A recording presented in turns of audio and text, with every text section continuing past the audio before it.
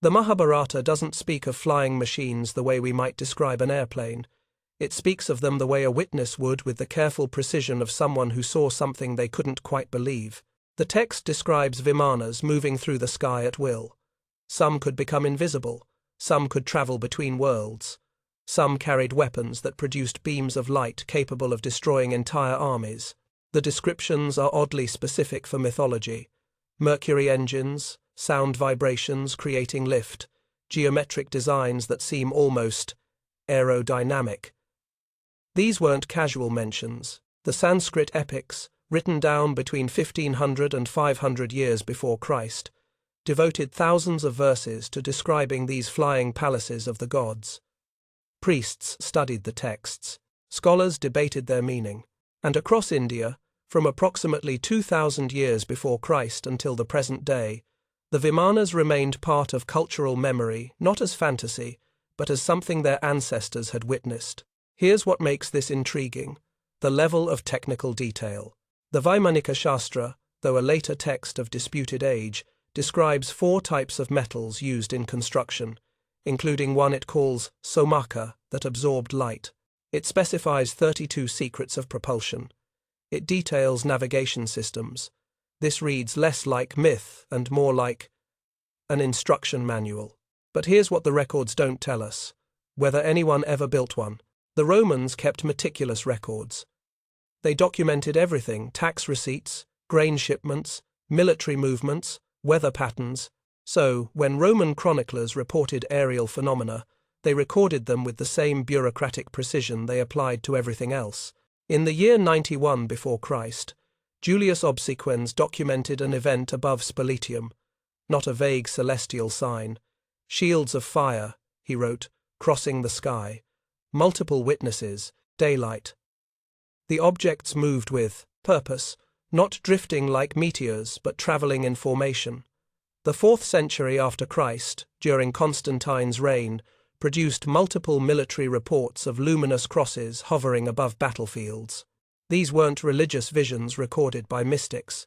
They were tactical observations filed by career soldiers, men trained to assess threats, estimate distances, judge whether something posed danger to their legions. What's missing from the records is more telling than what's there. No explanation, no follow-up investigation, just the observations, filed away as if seeing geometric objects flying overhead was merely another oddity to catalogue between grain harvests and barbarian raids. Medieval monks illustrated manuscripts with images of circular objects in the sky. They placed these illustrations alongside conventional religious imagery, angels, saints, biblical scenes, but the flying discs weren't presented as supernatural. They were depicted with the same matter-of-fact quality as everything else in the margins, as if to say, yes, and this also happens. Leonardo da Vinci filled his notebooks between 1480 and 1519 with designs that wouldn't be built for centuries. The aerial screw, a vertical spiral designed to lift a craft straight upward, anticipated the helicopter by 400 years. His ornithopter attempted to replicate bird flight with mechanical wings. Page after page of designs, calculations, observations about air resistance and lift. But here's the question that haunts his aviation studies. Where did the certainty come from? Da Vinci wasn't speculating, he was designing.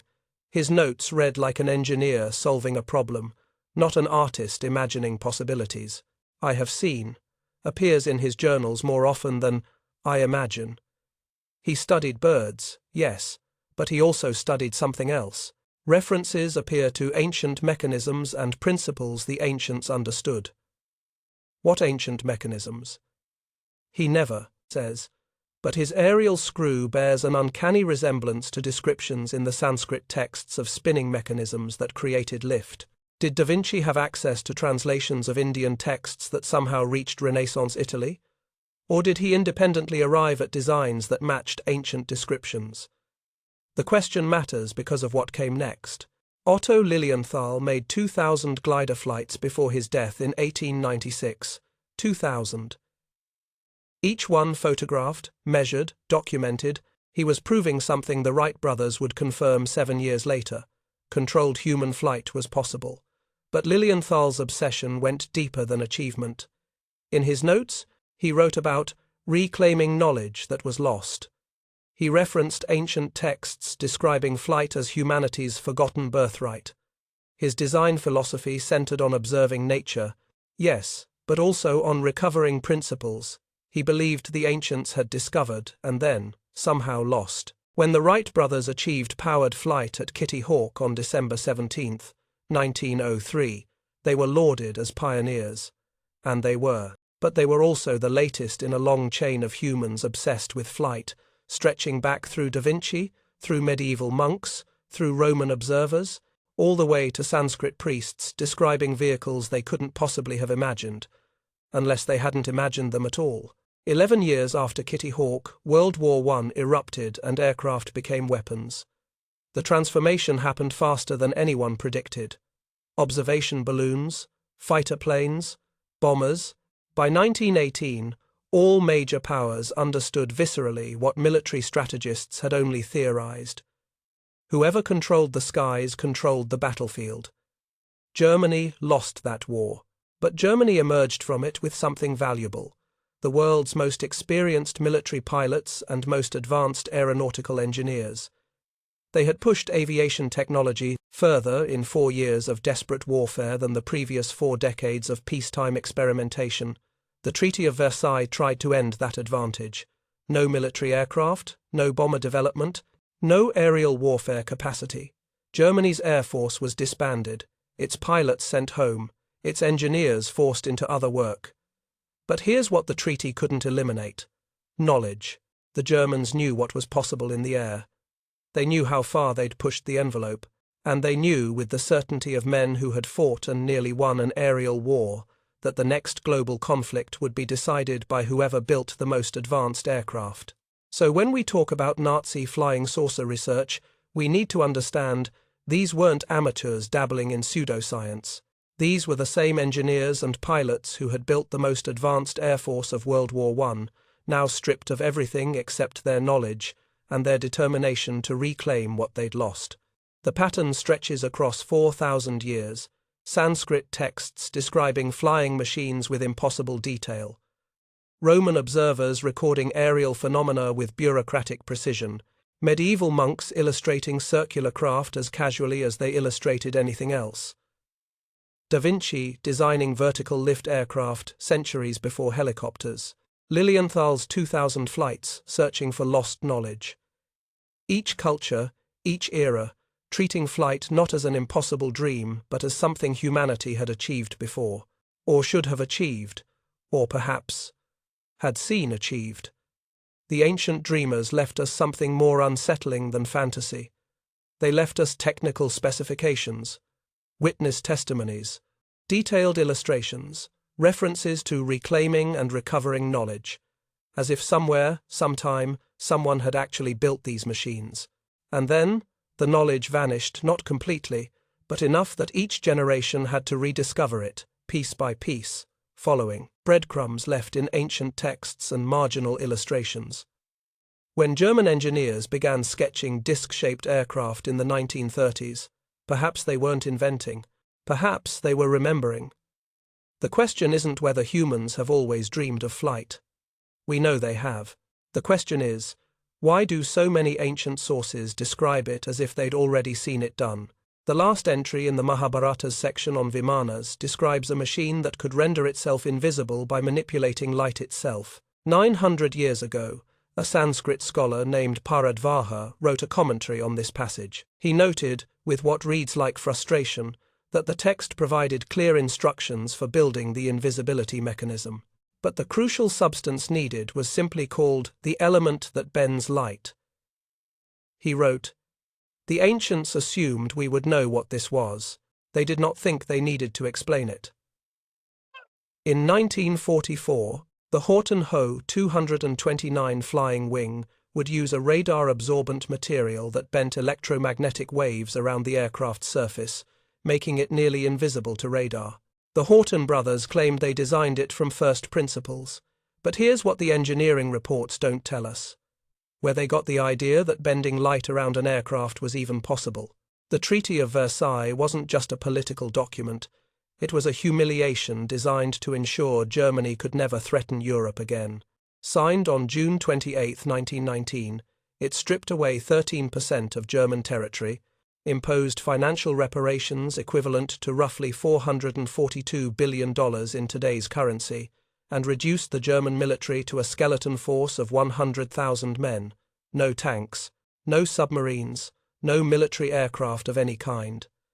Young men who had spent 4 years in trenches watching their friends die, returned home to find their sacrifice, had purchased nothing but national shame.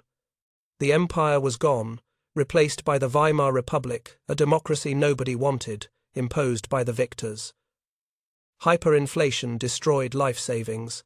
A loaf of bread that cost 1 mark in 1918 cost 200 billion marks by November 1923. Into this psychological wasteland rushed something older than politics: mysticism. The Thule Society held its first meeting in Munich in August 1918, before the war had even ended.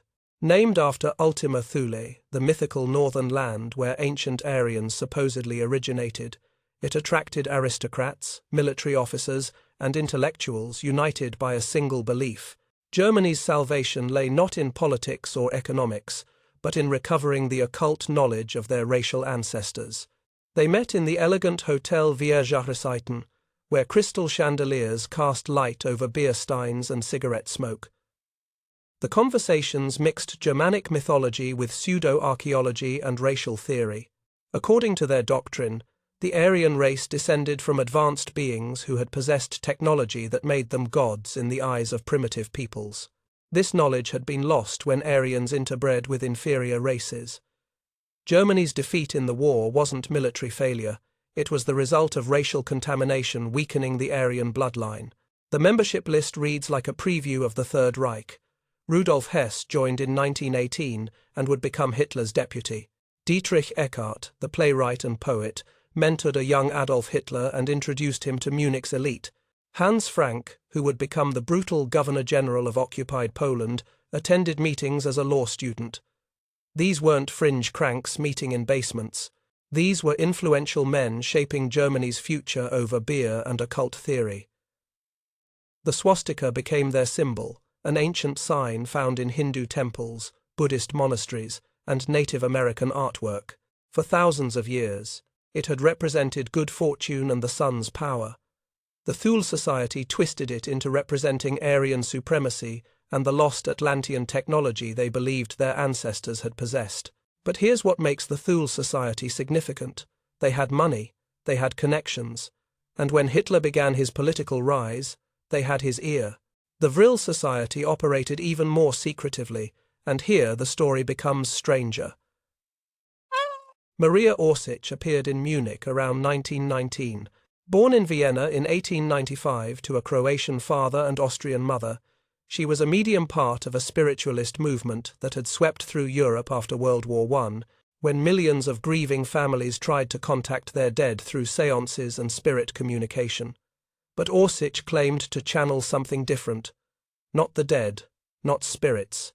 Something from beyond Earth entirely. In December 1919, Orsic and several other female mediums held a meeting at a hunting lodge near Berchtesgaden, the same area where Hitler would later build his mountain retreat. According to accounts that emerged decades later, Orsic presented technical drawings she claimed to have received through automatic writing from beings in the Aldebaran star system, 65 light-years from Earth. The drawings depicted circular aircraft powered by electromagnetic fields, not propellers, not wings. Something else entirely: rotating electromagnetic vortexes that somehow created lift and propulsion simultaneously. Now, here's where we need to be careful. The primary sources for Maria Orsic and the Vril Society come from post-war accounts, mainly from Austrian researcher Norbert Jürgen Rathofer in the 1980s and German author Jan van Helsing in the 1990s. Original documentation from the 1920s is absent. No membership lists, no meeting minutes. No contemporary newspaper articles about this beautiful medium channeling alien blueprints. But absence of evidence isn't always evidence of absence. The Nazis were notorious for destroying occult society records as they consolidated power, not wanting their mystical origins too closely examined. And there's this. Multiple post-war sources, completely unconnected to each other, mention a female medium providing technical specifications for disc-shaped aircraft to early Nazi scientists. Whether Maria Orsic was real, whether she actually channeled alien blueprints or simply provided cover for engineers working on forbidden aviation projects, we don't know. What we do know is that by the early 1920s, serious German engineers were sketching circular aircraft designs that conventional aerodynamics said shouldn't work. Someone was thinking about disc-shaped flying machines, and someone was funding that research. Not all German aviation development was mystical. Some was simply illegal. The Treaty of Versailles forbade military aircraft, but it said nothing about civilian aviation or aeronautical research. German companies like Junkers and Dornier formed subsidiaries in neutral countries, Sweden, Switzerland, the Soviet Union, where they could continue aircraft development away from Allied inspection teams. The Treaty of Rapallo, signed between Germany and Soviet Russia in 1922, included secret military provisions. Germany established training facilities deep in Soviet territory, where German pilots could practice combat flying and German engineers could test new aircraft designs. The Lipetsk Air Base, 300 miles southeast of Moscow, trained German fighter pilots throughout the 1920s. Kama Tank School near Kazan trained German tank crews. Both nations were treaty violators, the Soviets for hosting the bases, the Germans for using them, and both benefited from keeping it secret. Meanwhile, glider clubs proliferated across Germany. Gliding wasn't technically military aviation, so it remained legal. By the late 1920s, Germany had more trained glider pilots than any nation on Earth. Young men learning flight dynamics, aerodynamics, and pilot skills, waiting for the day when powered military aircraft would be permitted again. Wernher von Braun, born in 1912 to Prussian aristocrats, became obsessed with rocketry as a teenager after reading Hermann Oberth's The Rocket into Planetary Space. By age 18, von Braun was conducting his own rocket experiments in a Berlin suburb until an explosion prompted the police to shut him down. He enrolled at the Berlin Institute of Technology, studying mechanical engineering while continuing rocket research. In 1932, at age 20, von Braun caught the attention of Captain Walter Dornberger of the German Army Ordnance Office. Dornberger recognized that rockets could deliver explosive payloads beyond the range of artillery, and rockets weren't forbidden by the Treaty of Versailles, because nobody had thought to forbid them. Von Braun joined the military rocket program, beginning work that would eventually produce the V-2, and after the war, take humans to the moon. Victor Schauberger represents something different entirely, a man whose ideas sounded like mysticism, but were rooted in obsessive observation of nature. Born in 1885 to a family of foresters in Austria, Schauberger spent decades studying water movement in mountain streams. He noticed that water flowing in natural spirals seemed to defy gravity, moving upward in certain conditions. He watched fish swimming upstream in spiraling patterns that appeared to require less energy than linear swimming. He became convinced that nature used implosion inward spiraling forces rather than explosion for efficient energy generation. Schauberger designed turbines that spiraled water in specific geometric patterns. He claimed these turbines could generate enormous energy from minimal input. He proposed flying, machines that used spiraling air vortexes for lift, essentially artificial tornadoes contained in disc-shaped housings. Conventional physicists dismissed him as a crank, but Schauberger had built working turbines that did generate measurable energy. His implosion engine prototypes did produce rotation. Whether they produced enough force to lift an aircraft, that remained an open question. What's documented is this. In the early 1930s, Schauberger came to the attention of Nazi officials interested in unconventional propulsion. His theories about vortex dynamics and implosion energy fit neatly with mystical notions about vril energy, a supposed life force that ancient Aryans had harnessed. By the time Hitler seized power in January 1933, Germany had three parallel streams of aviation development: legitimate engineers working in secret on conventional aircraft, mystics claiming to channel alien blueprints for disc-shaped craft, and unconventional scientists like Schauberger proposing entirely new physics of propulsion. The Nazis would fund all three. Heinrich Himmler, commander of the SS, was a true believer in occult Aryan mythology. In July 1935, he established the Unanswered, the Ancestral Heritage Research and Teaching Society, tasked with proving that Germanic peoples descended from a superior race that had once possessed advanced technology. The Unanswered sent expeditions to Tibet in 1938 and 1939, searching for evidence of ancient Aryan civilization. They measured skulls to prove racial theories. They studied ancient texts for references to lost technology. They investigated occult practices, hoping to rediscover vril energy. But here's what makes the Unanswered fascinating. They had a real scientific research budget. They employed actual archaeologists, anthropologists, and physicists, many of whom were serious scientists forced to justify their research in terms of Nazi racial theory to secure funding. Edmund Kiss, an engineer and architect, led expeditions to Bolivia to study Tiwanaku ruins, which he claimed proved an ancient Aryan civilization had existed in South America. The archaeology was questionable, but Kiss did conduct legitimate architectural analysis. The Unanswered also funded physics research into what they called alternative energy sources. This included gravitational studies, electromagnetic propulsion research, and vortex dynamics, Victor Schauberger's specialty. In this bizarre environment, where racial pseudoscience funded legitimate physics research, where occult channeling sessions happened alongside wind tunnel testing, where mystical belief and engineering practicality intertwined, disc-shaped aircraft projects received serious consideration. Because what if the mystics were right? What if ancient Aryans really had possessed advanced technology? What if Maria Orsick's channeled blueprints actually worked? Germany had lost one world war. The next one was coming, everyone knew it, and Germany needed weapons that would make the rest of the world obsolete. In an era of magical thinking, flying saucers didn't seem impossible. They seemed necessary. Photographs exist from the early 1930s showing German engineers examining disc-shaped models in wind tunnels. Technical drawings survive, showing circular aircraft with rotating outer rings and stationary central cabins. Patents were filed for circular wing designs that distributed lift across the entire circumference rather than concentrating it on narrow wings. Some of these designs were purely conventional disc-shaped wings that generated lift through standard aerodynamic principles. Others proposed electromagnetic propulsion, implosion engines, or counter-rotating electromagnetic fields. Did any of them fly? Here's where the record goes dark.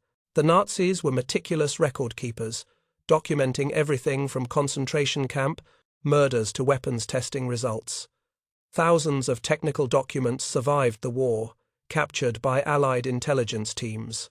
We have detailed records of V-2 test launches, jet engine development, rocket-powered aircraft experiments. But records of disc-shaped aircraft testing are fragmentary at best. A few photographs, scattered witness testimonies, references in captured documents to projects with obscure codenames. Nothing definitive. Two possibilities emerge. Either the flying disc projects never progressed beyond design studies and wind tunnel models, or the records were specifically destroyed before Allied forces arrived. The question is, why would you destroy records of a failed project? Failed experiments get abandoned and forgotten. You destroy records of successful experiments you don't want enemies to replicate. By 1939, when Germany invaded Poland and ignited World War II, the foundations were laid. Engineers who understood advanced aerodynamics, mystics claiming access to alien technology, scientists exploring unconventional propulsion, funding from true believers in the Nazi hierarchy who thought ancient Aryans had flown in disc-shaped craft, and most importantly, the desperation of a nation that had lost one world war and would do anything, believe anything, try anything to win the next one. The mystics and engineers, who should have been natural enemies, found themselves working toward the same goal. One group thought they were recovering ancient Aryan technology. The other thought they were inventing it from scratch, but the blueprints on their drawing boards looked remarkably similar. Sometimes the line between channeling the ancients and channeling the future becomes impossible to distinguish. Maria Orsic disappeared in 1945. No death certificate, no emigration record, no post-war sighting confirmed. The last alleged message from her, supposedly sent in March 1945, said simply, "Nobody is staying here." In 1992, Croatian researchers claimed to find records of a Maria Orsic living in Zagreb after the war, dying in obscurity in 1966. Other accounts suggest she fled to Antarctica. Still others claim she was executed by the SS for knowing too much.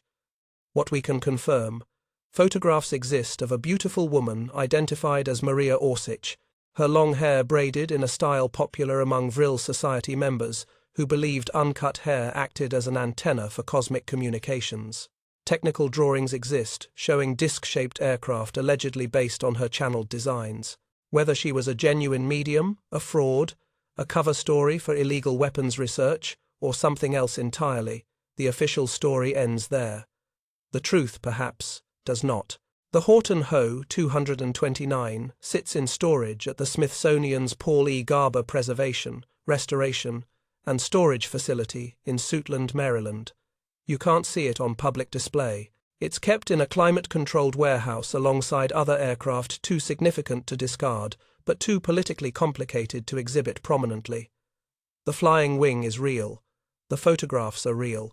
The performance specifications are real. On its first test flight on March 1, 1944, it reached 600 miles per hour, 100 miles per hour faster than the Messerschmitt Me-262, the fastest fighter of its time. The Ho 229 used jet engines, but its radical design eliminated the tail and fuselage entirely, creating a shape that from certain angles looks almost disc-like. Brothers Walter and Reimar Horton began working on flying wing designs in the 1930s, believing that eliminating everything except the wing would reduce drag and increase efficiency. By 1944, they had built a jet-powered prototype that worked. The Allies captured it at a facility in Friedrichsroda in April 1945 and shipped it to the United States for analysis. In 2008, Northrop Grumman built a full-scale replica and tested it in a radar range. They discovered something the Horton brothers may or may not have intended. The wooden frame mixed with charcoal-based adhesive absorbed radar waves.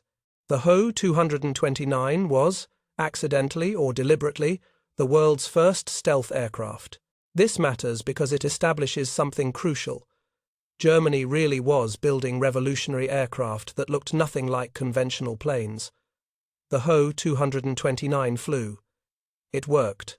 If this radical design succeeded, what else might have worked? Victor Schauberger's story gets darker during the war years. In 1943, the SS brought Schauberger to Vienna not as a guest but as a forced consultant. The details come from Schauberger's own post-war testimony and from concentration camp survivor accounts. He was ordered to work on flying disc prototypes at the Mauthausen-Gusen concentration camp complex in Austria. Mauthausen was a granite quarry converted into one of the Nazis' most brutal camps. Prisoners were worked to death hauling stone blocks up 186 steps in what guards called the Stairs of Death.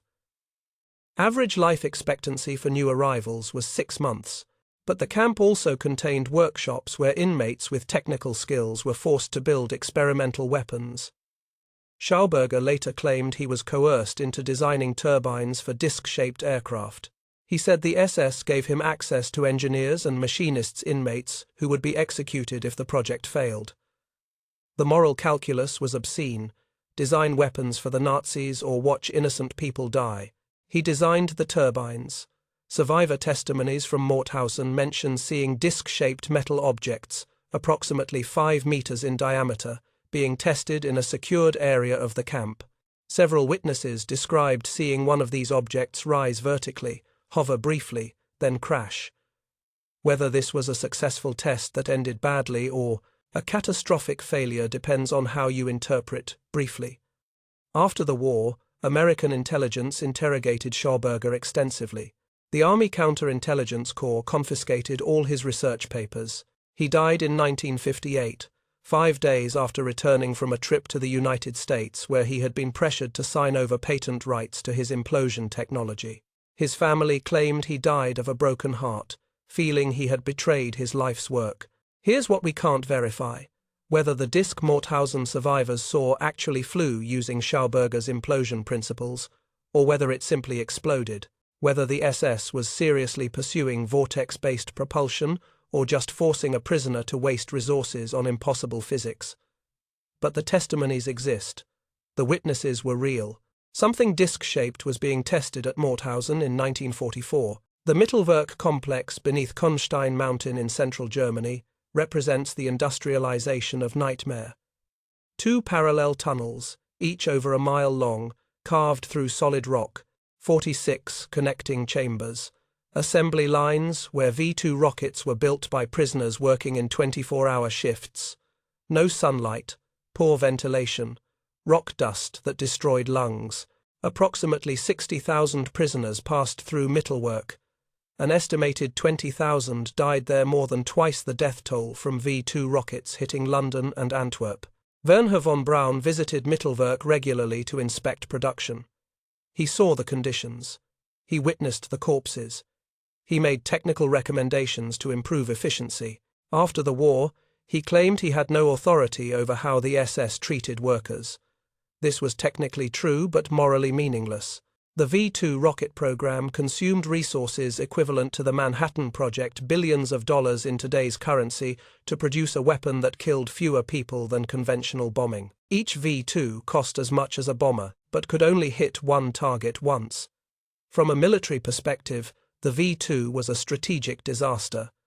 But from a technological perspective, it was extraordinary. On October 3, 1942, at Peenemünde on Germany's Baltic coast, the first successful V-2 reached 53 miles altitude, officially touching space. Wernher von Braun famously remarked, "The rocket worked perfectly except for landing on the wrong planet." The V-2 proved that rockets could reach space. It pioneered guidance systems, liquid fuel engines, and supersonic aerodynamics. After the war, captured V-2 seconds became the foundation of both American and Soviet space programs. Without the V-2, humans might not have reached the moon in 1969. The moral calculus remains unbearable. 20,000 dead to create technology that would eventually take humanity to the stars. But here's what's curious about Mittelwerk. It was just one of dozens of underground facilities the Nazis carved into mountains across Germany, Austria, and occupied Czechoslovakia. We know what happened in Mittelwerk because it produced V-2 seconds weapons that were used, documented, captured, and studied. We have production records, test flight data, and thousands of Allied intelligence reports. Other underground facilities remain more mysterious. The Owl Mountains in Lower Silesia, on the border between Poland and Czech territories, contain a complex of tunnels known as Project Risa Giant. Construction began in 1943 and employed thousands of prisoners. The Nazis carved at least 7 underground complexes, connected by tunnels that run for miles beneath the mountains. Purpose: unknown. The facilities were never completed before. Soviet forces overran the region in 1945. The Nazis destroyed or removed all documentation about what Project Risa was supposed to house. The tunnels are massive, high enough for trucks, reinforced with concrete, designed for heavy equipment, too elaborate for simple storage, too remote to be useful for manufacturing conventional weapons, located far from rail lines or major roads, making supply logistics difficult. Polish and Czech researchers have explored the tunnels since the war ended. They found evidence of electrical installations, ventilation systems, water supplies. They found chambers with floors that could support immense weight, as if something very heavy was meant to sit there. But they never found definitive evidence of what that something was. Here's where Die Glocke the bell enters the story. In 2000, Polish journalist and military researcher Igor Witkowski published Prawda o Wunderwaffe, The Truth About the Wonder Weapon. He claimed he had been shown classified Polish military intelligence files from interrogations of former SS officers in the 1950s. According to Witkowski, these files described a device called Die Glocke. The bell was supposedly bell-shaped, approximately 9 feet wide, 12 to 15 feet tall. It consisted of 2 counter-rotating cylinders, filled with a substance described as similar to mercury but glowing violet. When activated, the bell supposedly created powerful electromagnetic fields that affected gravity or time or space. The descriptions varied depending on which interrogation report Witkowski cited. SS General Jakob Sporenberg, executed in 1952 for war crimes, allegedly described the bell during his interrogation. Physicist Walther Gerlach, who survived the war and became a professor in Munich, was supposedly the scientific director. Tests were conducted in a facility beneath the Owl Mountains, possibly within Project Risa. The effects were reportedly deadly. Plants and animals within range of the bell during tests died within hours, their tissues decomposing rapidly. Several scientists working on the project died from unknown causes, possibly radiation, possibly something else. What was the bell supposed to do? Theories range from anti-gravity propulsion to time manipulation to creating wormholes. The descriptions are vague enough that almost any interpretation fits. Here's the problem.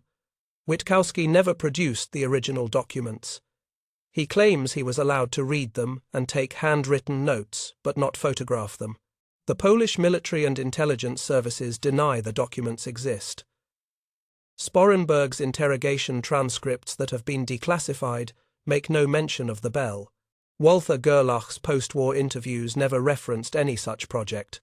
So either Witkowski saw genuine classified documents that remain hidden, or he fabricated the entire story, or he saw documents that were themselves disinformation planted by Soviet intelligence during the Cold War. But here's what is real. Project Risa exists. The tunnels are there. Something required massive underground facilities in the Owl Mountains. And whatever that something was, the Nazis thought it important enough to waste resources on it during the final years of the war when resources were desperately scarce. The Foo Fighters appeared in late 1944 and have never been adequately explained. Foo Fighter was American pilot slang, possibly derived from the Smokey Stover comic strip's nonsense phrase, "Where there's foo, there's fire." What they were describing was anything but nonsense. On November 23, 1944, Lieutenant David McFalls and his radar operator Lieutenant Edward Baker of the 415th Night Fighter Squadron encountered them first. Flying a night mission near Strasbourg, they observed glowing spheres, some amber, some red, approaching their aircraft at high speed. The objects flew alongside their plane, matching every maneuver. When McFalls attempted to pursue them, they easily outpaced his P-61 Black Widow, one of the fastest American night fighters. Intelligence officers assumed they were German secret weapons. Pilots were instructed to report encounters immediately and attempt to engage if possible. But none of the Foo Fighters ever attacked, they observed.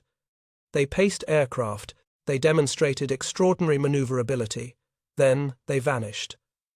German pilots reported identical phenomena and assumed they were Allied technology. Japanese pilots in the Pacific Theater reported identical encounters. The Foo Fighters appeared over Germany, over Japan, over multiple theaters of war, observing both Axis and Allied aircraft with apparent equal interest. Project Grudge, the U.S. Air Force investigation, established in 1949 to study unexplained aerial phenomena, concluded that Foo Fighters were probably electrostatic phenomena or ball lightning. This explanation satisfied exactly nobody who had actually seen them. Ball lightning doesn't pace aircraft through coordinated maneuvers. Ball lightning doesn't appear and disappear on command. Ball lightning doesn't demonstrate interest in military aircraft while ignoring civilian planes. So what were they? German remote-controlled devices? Some natural atmospheric phenomenon we still don't understand? Something else entirely? The official investigation concluded. The question remains open. Inside the underground facilities, where inmates carved chambers from solid rock, rumors spread faster than disease. Prisoners whispered about deeper tunnels, beyond where most workers were allowed. Special sections where SS guards checked credentials multiple times. areas where strange humming sounds emanated not machine hum but something else, a frequency that made teeth ache and skin prickle. Jewish survivor accounts from several camps mention seeing disc-shaped objects being moved on flatbed trucks late at night. Russian POW testimonies describe being forced to dig chambers that seemed too large for any practical purpose, round chambers, 30 meters in diameter, with walls lined with metallic material. How much of this was real, and how much was myth created by traumatized minds trying to make sense of incomprehensible evil? Impossible to say.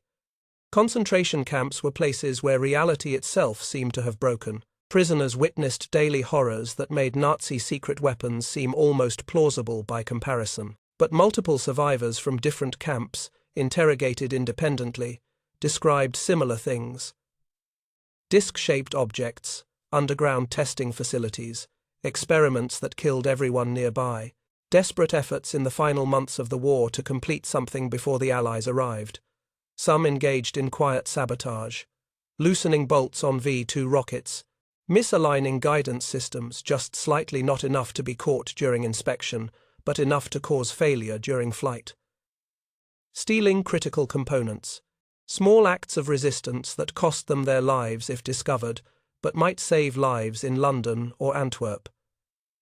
Did saboteurs target whatever was being tested in those deeper chambers? Did anyone survive who knew what was really happening in the most classified sections of Mittelwerk, Project Riese, or Mauthausen? The witnesses who might have answered those questions are dead. By the time Allied forces overran these facilities in April and May 1945, most equipment had been destroyed or removed. Soviet forces reached the Owl Mountains first and spent weeks excavating Project Riese before allowing Western observers anywhere near. What they found, what they took, and what they left remains classified in Russian archives. American forces captured Mittelwerk intact, along with enough V-2 parts to build 100 complete rockets. They dismantled the facility and shipped everything to the United States. The tunnels remain, now a memorial and museum. Visitors can walk through the chambers where prisoners built the rockets that would take humans to space. What they can't see are the deeper sections, the areas that were sealed with concrete before the facility became public. The chambers that official tours don't mention. The Smithsonian has the Horten flying wing in storage.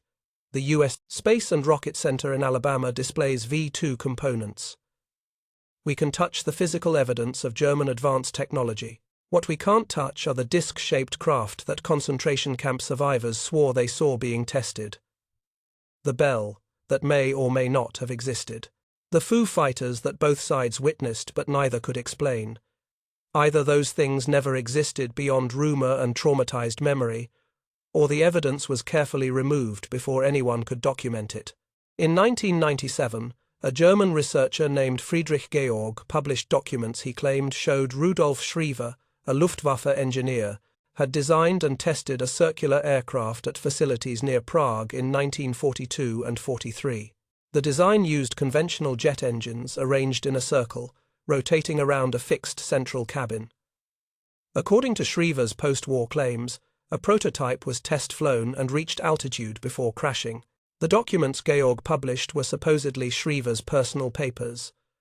Other researchers point out they could easily be post-war fabrications. Schriever died in 1953, so he can't verify or deny the claims made in his name. Similar patterns repeat across every alleged Nazi disc-craft program. Ambiguous documents surface decades after the war, witnesses who can't be cross-examined because they're dead, photographs that might show models or might show actual craft, just enough evidence to be intriguing but never enough to be conclusive. It's almost as if someone deliberately created that ambiguity, mixed real advanced technology like the Ho-229 and V-2 with rumors of disc-craft and anti-gravity research, ensuring that anyone investigating would find evidence of extraordinary Nazi technological achievement while never quite finding proof of the most extraordinary claims. Who would benefit from that ambiguity? Everyone. The Soviets could justify military spending by claiming the Americans had captured working saucer technology. The Americans could justify black budgets by claiming the Soviets were building disc craft based on captured German designs. Nazi sympathizers could claim Hitler's scientists had achieved breakthroughs that conventional physics said were impossible. UFO researchers could point to Nazi programs as proof that flying saucers were real and human-made. The truth became less valuable than the mystery. Somewhere in archives in Moscow, in classified storage facilities in Maryland, in private collections of documents bought from Nazi veterans who needed money in the post-war years, there might be definitive answers. Photographs of disc craft in flight. Test results showing successful anti-gravity propulsion. Technical specifications for the Bell. Or there might just be more smoke and mirrors, carefully maintained for 80 years, because the ambiguity serves too many purposes to ever be resolved. The Horten flying wing sits in that storage facility in Maryland, proof that Germany built aircraft that seemed impossible. The question isn't whether the Nazis pursued radical aviation technology, the question is how far they got before the war ended, and why someone might want that question to remain forever unanswered. By January 1945, Germany's situation was militarily hopeless. Soviet armies had reached the Oder River, 30 miles from Berlin. American and British forces had crossed into Germany from the west. The Rhine would be crossed in March. Berlin would fall in May. Everyone knew it. The only question was how many more would die before the inevitable end. But while the Wehrmacht fought its last desperate battles, a different kind of operation was already underway. Not military evacuation, not retreat. Something more calculated. The dispersal of Germany's scientific and technological crown jewels before they could fall into enemy hands. The question is, what exactly were they trying to save? Operation Paperclip didn't officially exist until July 1945, after Germany's surrender. But American intelligence operations to capture Nazi scientists began months earlier, conducted by teams following closely behind advancing armies. The prize was obvious: rocket scientists. Wernher von Braun and his team at Peenemünde had built the world's first ballistic missile. Whoever possessed that knowledge would dominate the next war. Both the Americans and Soviets knew it. The race was on. Von Braun made his choice early. In February 1945, as Soviet forces approached from the east, he convinced his superiors to evacuate the Peenemünde team to Bavaria, closer to the advancing Americans. He had already decided to surrender to the United States rather than the Soviet Union. The Americans, he calculated, had more money and fewer reasons to execute rocket scientists for war crimes. On May 2, 1945, von Braun's brother Magnus approached American forces in Austria. "My name is Magnus von Braun," he announced in English. "My brother invented the V2. We want to surrender." What followed was the most valuable defection of the war. Wernher von Braun, along with more than 100 scientists and engineers, surrendered en masse to the Americans. They brought documents. They brought technical knowledge. They brought, most importantly, themselves, the only people who truly understood how to build rockets that could reach space.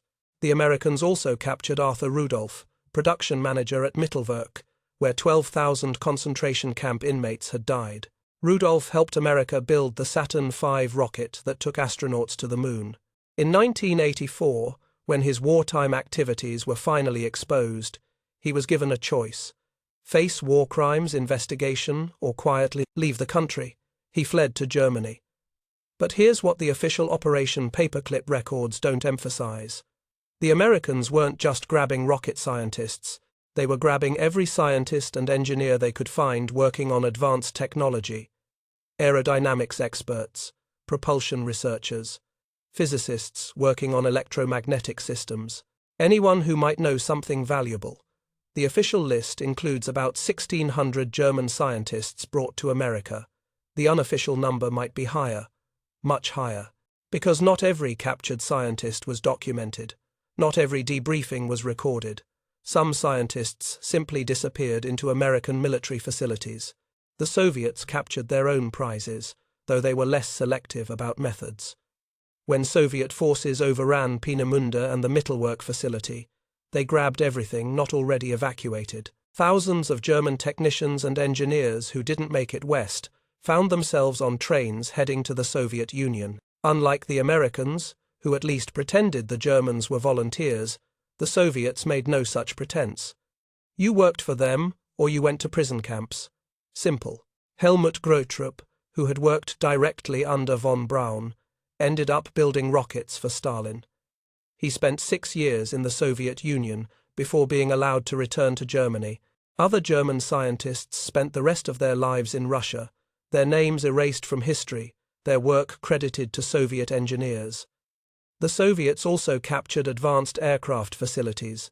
When they reached Göttingen, they found Horten flying wing prototypes and shipped them to Moscow for analysis. They seized wind tunnel facilities. They grabbed aircraft designers. They took everything they could load onto trains before American forces arrived. But both superpowers discovered something frustrating. Much of the most advanced research had vanished before they got there. Documentation was incomplete or destroyed. Prototypes had been dismantled. Key scientists had disappeared, not surrendered to Americans or captured by Soviets, but simply gone. Facilities had been stripped of equipment, leaving only empty chambers carved from rock. Where did it all go? German U-boats were still at sea when the war ended.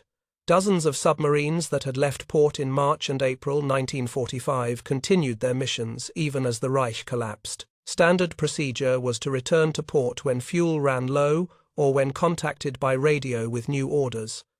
But some submarines ignored the surrender orders. They kept going. U-530 arrived at Mar del Plata, Argentina, on July 10, 1945, more than 2 months after Germany's unconditional surrender on May 8. The submarine's captain, Otto Vermuth, claimed they had been on patrol when the surrender came and decided to sail to Argentina rather than surrender to Allied forces. Argentine authorities detained the crew and notified the Americans. U-977 followed 2 weeks later, arriving at Mar del Plata on August 17. Captain Heinz Schaefer told essentially the same story. They'd been at sea when Germany surrendered and chose Argentina over Allied captivity. Both captains were interrogated extensively. Had they transported high-ranking Nazis to South America? No. Had they carried gold or documents? No. Had they landed anywhere else before arriving in Argentina? No. Just routine patrols that happened to end in Argentina 2 to 3 months after the war ended. American intelligence didn't believe them, but couldn't prove they were lying. The submarines were searched thoroughly. No hidden passengers, no suspicious cargo, just standard U-boat equipment and exhausted crews who had been at sea for months. But other submarines never arrived anywhere. U-465, U-853, U-977, U-1277. The list of U-boats that disappeared in April and May 1945 numbers over 30. Some were probably sunk by Allied forces. Some probably succumbed to mechanical failure.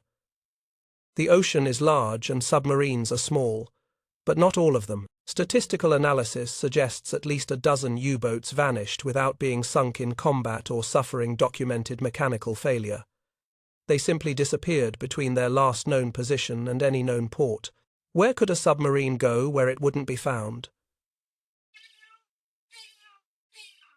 The most common speculation: Antarctica. Germany's relationship with Antarctica began in 1938, when Captain Alfred Richer led the German Antarctic expedition aboard the ship Schwabenland. Between January and February 1939, they conducted aerial surveys of approximately 600,000 square kilometers of Antarctic territory. The expedition dropped thousands of metal swastika markers across the region, claiming it for Germany and naming it Neuschwabenland, New Swabia. They photographed the coastline extensively. They identified areas where warm water lakes existed despite being surrounded by ice geothermal vents, keeping water liquid even in Antarctic temperatures. The official purpose was to scout locations for whaling stations. Germany needed whale oil for industrial production, and Norwegian companies controlled most whaling operations. Establishing a German presence in Antarctica made strategic sense. But here's what's curious. The expedition included geologists, radio operators, and construction engineers. Why would a whaling station survey need construction engineers? And why would Captain Richer, in his post-expedition report, specifically mention identifying locations suitable for permanent habitation? During the war years 1940 to 45, no German expeditions returned to Antarctica. Resources were devoted to military operations in Europe and North Africa. New Swabia was forgotten, officially. But persistent rumors suggest that between 1942 and 1944, German submarines made supply runs to Antarctica. Multiple U-boat captains, interviewed after the war, mentioned special missions to the south without elaborating. Documents captured from German naval archives reference supply depots at high southern latitudes. Grid coordinates appear in logs that place submarines near Antarctic waters. None of this proves a permanent base existed, but it suggests the possibility was taken seriously by at least some elements of the German military. Admiral Richard Byrd was one of America's most celebrated explorers. He'd flown over the North Pole in 1926 and led multiple Antarctic expeditions in the 1930s. When the Navy needed someone to lead a major Antarctic operation in late 1946, Byrd was the obvious choice. Operation High Jump, launched in December 1946, officially designated as a scientific and military training expedition, but the resources devoted to it were staggering for a training mission. 13 ships, including an aircraft carrier, 23 aircraft, over 4,000 men. It was the largest Antarctic expedition ever attempted. The mission objectives included testing equipment in polar conditions, training personnel for cold weather operations, and mapping Antarctic territories, all reasonable goals. But the military composition was unusual for a scientific expedition. High Jump included Marines, naval aviation units, and substantial military logistics capacity. The expedition was scheduled to last 8 months, through the Antarctic summer. It withdrew after 8 weeks. Official explanation: worse weather than expected. Unofficial explanation: something went wrong. In 1947, Chilean newspapers reported that Admiral Byrd, upon returning, warned that America needed to prepare for the possibility of aircraft that could fly from pole to pole at incredible speeds. The quote has never been definitively verified. No American newspaper printed it, and official expedition reports make no such claim. But it appeared in the Chilean press El Mercurio on March 5, 1947, attributed to Byrd. If the quote is real, what did Byrd encounter? If it's fabricated, who created it and why? Chilean newspapers in 1947 had no obvious reason to invent quotes from American admirals about flying aircraft. Operation High Jump's detailed reports remain largely classified. The official summary describes routine scientific work and equipment testing. But requests under the Freedom of Information Act for complete mission logs have been denied on national security grounds. 78 years later, routine equipment testing remains classified. Heinrich Müller, chief of the Gestapo from 1939 to 1945, was one of the most powerful men in Nazi Germany. He organized the deportation of millions to concentration camps. He directed the investigation of the July 20, 1944 assassination attempt against Hitler. He was present in Hitler's bunker in Berlin during the final days. On April 29, 1945, Müller left the bunker. He was never seen again. No body was found. No death certificate was issued. No grave exists. He simply vanished. In 1963, West German authorities officially declared Müller dead as of May 1, 1945. But this was legal formality, not evidence. Multiple post-war investigations attempted to determine what happened to him. None succeeded.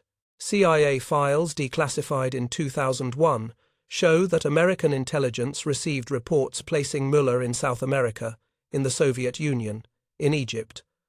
But none of these sightings were ever confirmed. How does the chief of the Gestapo disappear without a trace? He wasn't a minor official who could blend into civilian populations. His face was known. His fingerprints were on file. Multiple intelligence agencies were actively searching for him. Yet Heinrich Müller vanished more completely than almost any other Nazi official. Martin Bormann, Hitler's private secretary and one of the most powerful men in the Nazi hierarchy, was officially declared dead in the bunker, fighting on May 2, 1945. But witnesses disagreed about what they saw. Some said he died in combat. Others claimed he escaped across Soviet lines. His body, supposedly buried in Berlin, wasn't excavated until 1972. DNA testing in 1998 confirmed the remains were Bormann's.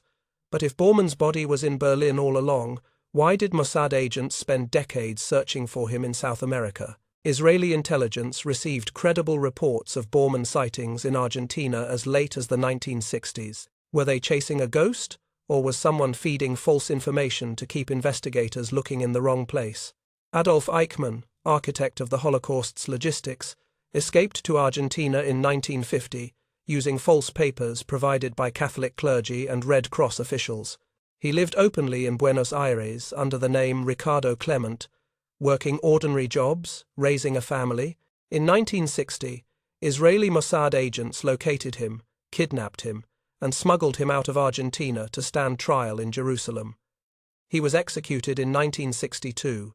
If Eichmann could hide in plain sight for 15 years despite being one of the most wanted men on Earth, who else might have disappeared successfully?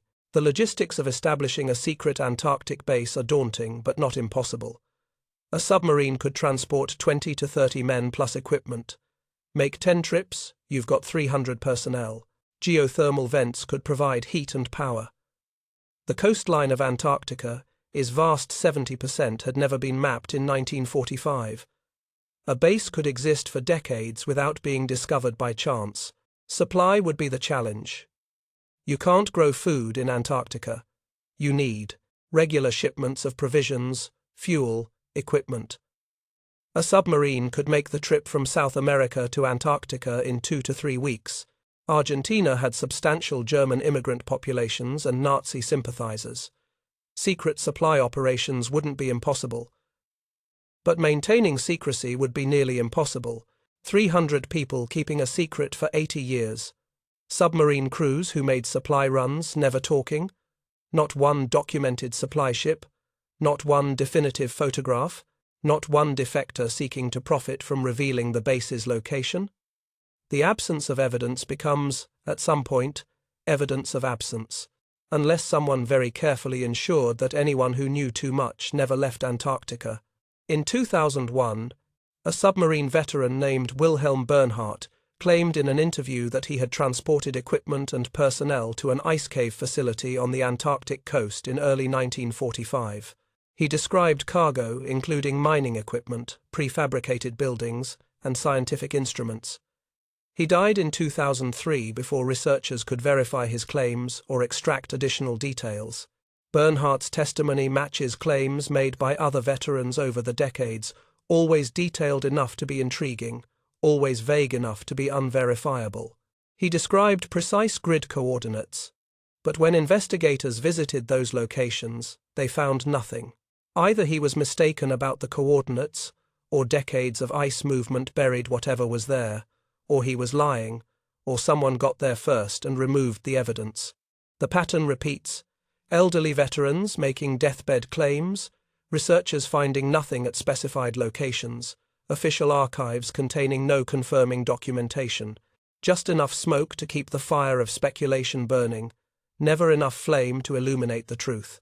What we know for certain, German technology was dispersed in the final months of the war.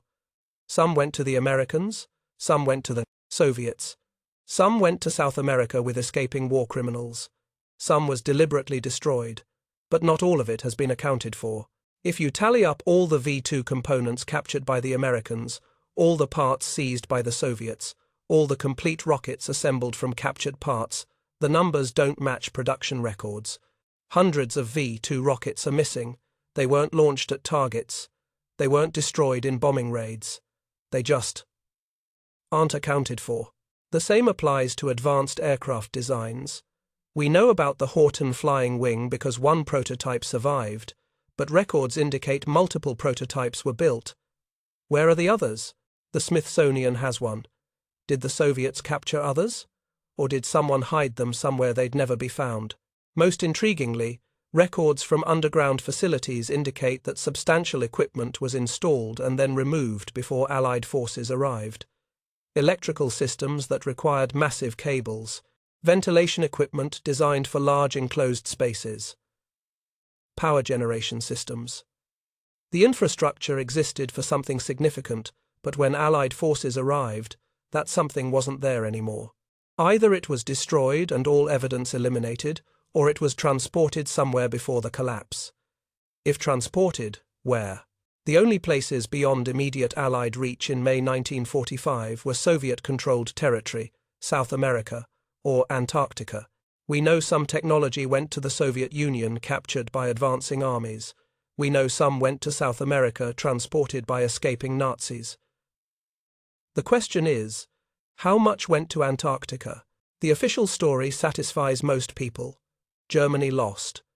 Advanced technology was captured and divided between superpowers. Nazi leaders either died, were executed, or escaped to South America. Nothing extraordinary happened. Case closed. But here's what the official story doesn't explain. Where Heinrich Müller went, why? Operation High Jump withdrew early and remains partially classified. What happened to the missing U-boats? Why submarine veterans claim they made Antarctic supply runs? What equipment was removed from underground facilities before Allied arrival? The absence of a hidden Antarctic base has never been proven because you cannot prove a negative. Antarctica is vast. Ice caves could hide facilities that satellite surveillance would never detect. Submarines could have transported equipment that remains undiscovered beneath 80 years of accumulated ice. But absence of proof is not proof of existence either. Extraordinary claims require extraordinary evidence. Anonymous veteran testimonies and unexplained U-boat disappearances don't constitute proof. They constitute questions. And questions, unlike answers, never expire. In 1945, German scientists scattered to the four winds. The lucky ones surrendered to the Americans and built rockets. The unlucky ones were captured by Soviets and built rockets anyway. The truly unlucky ones faced war crimes tribunals and were executed. But some, how many, we'll never know, simply vanished. No trial, no surrender, no documented capture. They walked away from collapsing Germany and disappeared into the chaos of post-war Europe. Every few years, someone finds a Nazi officer's diary in an estate sale, or a cache of documents turns up in a forgotten storage unit, or an elderly person in Argentina dies and their real identity emerges. Each discovery confirms what we already suspected: more escaped than we caught. If scientists could escape, could technology escape with them? And if technology escaped, where would be the safest place to hide it? Somewhere no government controlled, somewhere too remote for casual discovery, somewhere that, even today, remains 99% unexplored. The ice remembers everything it swallows. Whether it swallowed German scientists and their flying machines remains the continent's most carefully kept secret, or its most persistent lie. The war ended in May 1945. The ghost rockets began in May 1946. The timing matters. Sweden was neutral during World War II, carefully maintaining diplomatic relations with both Axis and Allied powers. They had survived unoccupied, their cities intact, their infrastructure functional. In the spring of 1946, Sweden should have been peaceful, recovering from wartime shortages, welcoming refugees, rebuilding trade relationships. Instead, their skies filled with missiles. The first reports came from northern Sweden in May. Witnesses described rocket-shaped objects streaking across the sky, moving too fast to be aircraft, too controlled to be meteors. By June, hundreds of reports flooded in daily. July saw nearly 1,000 sightings. The Swedish military took it seriously enough to launch an official investigation. On July 9, 1946, multiple witnesses near Lake Kolmjärv watched an object crash into the water. It was mid-afternoon. Clear visibility. Dozens of observers. They described a rocket-like craft, approximately 10 feet long, that impacted with tremendous force. The Swedish military sent divers to search the lake bottom. They found nothing, no debris, no impact crater, no evidence that anything had crashed there at all. But the witnesses were certain. They had seen it fall. They had heard the impact. The water where it crashed showed disturbance consistent with something heavy entering at high speed. Yet the object itself had vanished. Over the following months, the Swedish Defence Staff investigated more than 2,000 reports. Their final analysis, published in December 1946, concluded that approximately 80% of sightings could be explained as astronomical phenomena, aircraft, or misidentifications, but 20% over 400 cases remained genuinely unexplained.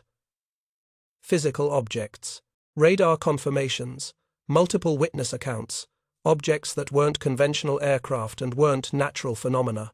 The Swedish military stated explicitly, some of these objects are of such nature that they cannot be explained as natural phenomena, Swedish aircraft, or imagination. They are actual, physical craft. Their origin is unknown. Most observers assumed Soviet testing of captured German 5.2 rockets. The Soviets had seized Peenemünde and Mittelwerk. They had captured thousands of German technicians, testing modified V-2 seconds over neutral Sweden to avoid alerting American intelligence made strategic sense. But here's the problem. V-2 rockets were ballistic missiles. They went up, they came down, they exploded. They didn't maneuver, they didn't change course mid-flight, they didn't hover, and they certainly didn't crash into lakes and then disappear without leaving debris. The Ghost rockets did all of these things. Kenneth Arnold was an experienced pilot, 9 years flying, over 4,000 hours. On June 24, 1947, he was flying his Call Air A-2 near Mount Rainier, Washington, searching for a downed C-46 Marine transport. The military was offering a $5,000 reward for finding the wreckage. Arnold was a businessman, and a search seemed like a worthwhile use of an afternoon. At approximately 2 in the afternoon, flying at 9,200 feet, Arnold saw a flash of light. He assumed it was another aircraft's reflection and looked to identify it. What he saw instead changed history.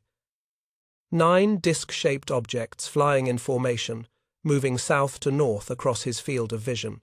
They flew in a diagonal line, like a V formation but more spread out. Arnold estimated their distance at 20 to 25 miles, silhouetted against the snow-covered slopes of Mount Rainier.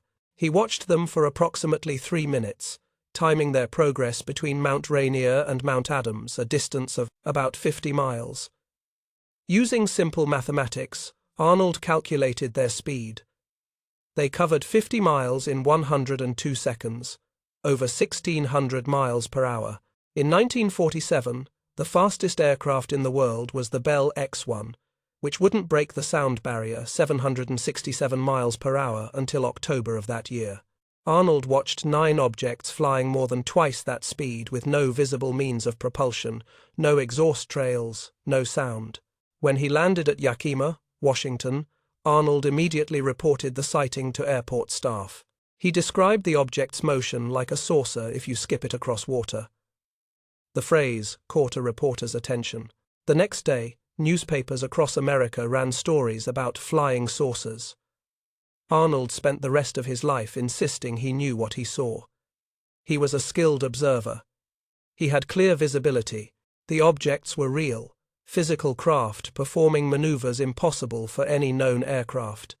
He rejected suggestions that he'd seen birds, or clouds, or experienced optical illusions. His reputation as a pilot and businessman was beyond question.